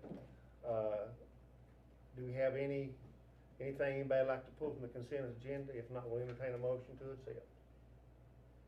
Make a motion to accept. Second. The motion been made and seconded. We accept the consent agenda with attachment number 12 as presented. Any further discussion? If not, all in favor say aye. Aye. Any opposed? On the appointments, we have one appointment of the Highlands Tourism Development Commission. We have one seat available. Mr. Wood, recommendation, per Chairman Tate, consideration of John Woods as a member of the Highlands Tourism Development Commission representing the Highlands Cassia Chamber of Commerce. The term of office will be for 3 years, expiring July 14, 2023. Any comments on Mr. Wood? We have a nomination of acceptance. Move we accept the nomination. Second. Motion been made and seconded. We accept the nomination of Mr. John Woods as a member of the Highlands Tourism Development Commission, representing the Highlands Chamber of Commerce. Any further discussion? If not, all in favor say aye. Aye. Any opposed? We will entertain a motion now for a closed session allowed under North Carolina Junior Statute for attorney-client privilege regarding real property. Do we have such a motion? As well as general attorney-client privilege. As well as general attorney-client privilege. We expect no action, do we? Yes, there will be action. We do expect action. Okay. So moved. There'll be action so moved by Commissioner Gillespie, seconded by Commissioner Shields. All those in favor say aye. Aye. And so if you want to hang around for what's coming out of closed session, it should not be very long. Thank you.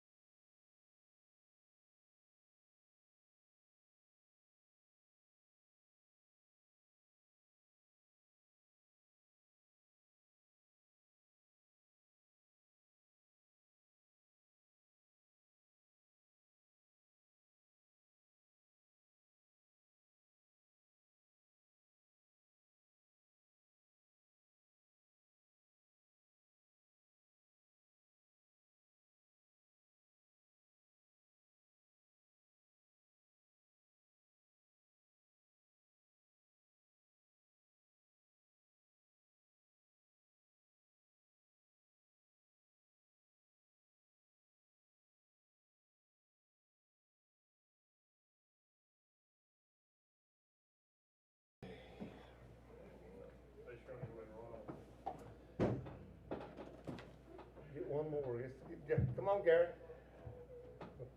We don't need to make this a habit. 5 hours. Ain't but 11 o'clock.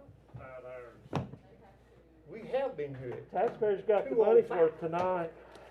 Yeah, but Before you, we have an item to get be the rest voted of on. them in here. Well, we got a majority. That's all we need. This is Exhibit B. It's a consolidated claim authorization form. That Macon County becomes part of that consolidated claim against Purdue Pharma in the bankruptcy court. Did I word that right?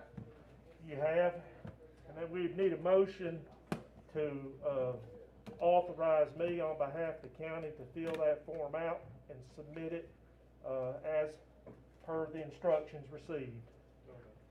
Is that a motion, Carl? So moved by Commissioner Gillespie, seconded by Commissioner Higdon. All in favor, say aye. Aye. Thank you, sir. Derek, you'll need this for the minutes. Mike will need those for the minutes. Motion to adjourn, Ron. Motion to adjourn this meeting until the second Tuesday in August. So moved. Second. Aye, aye, aye. I need to sign this, Chester? No,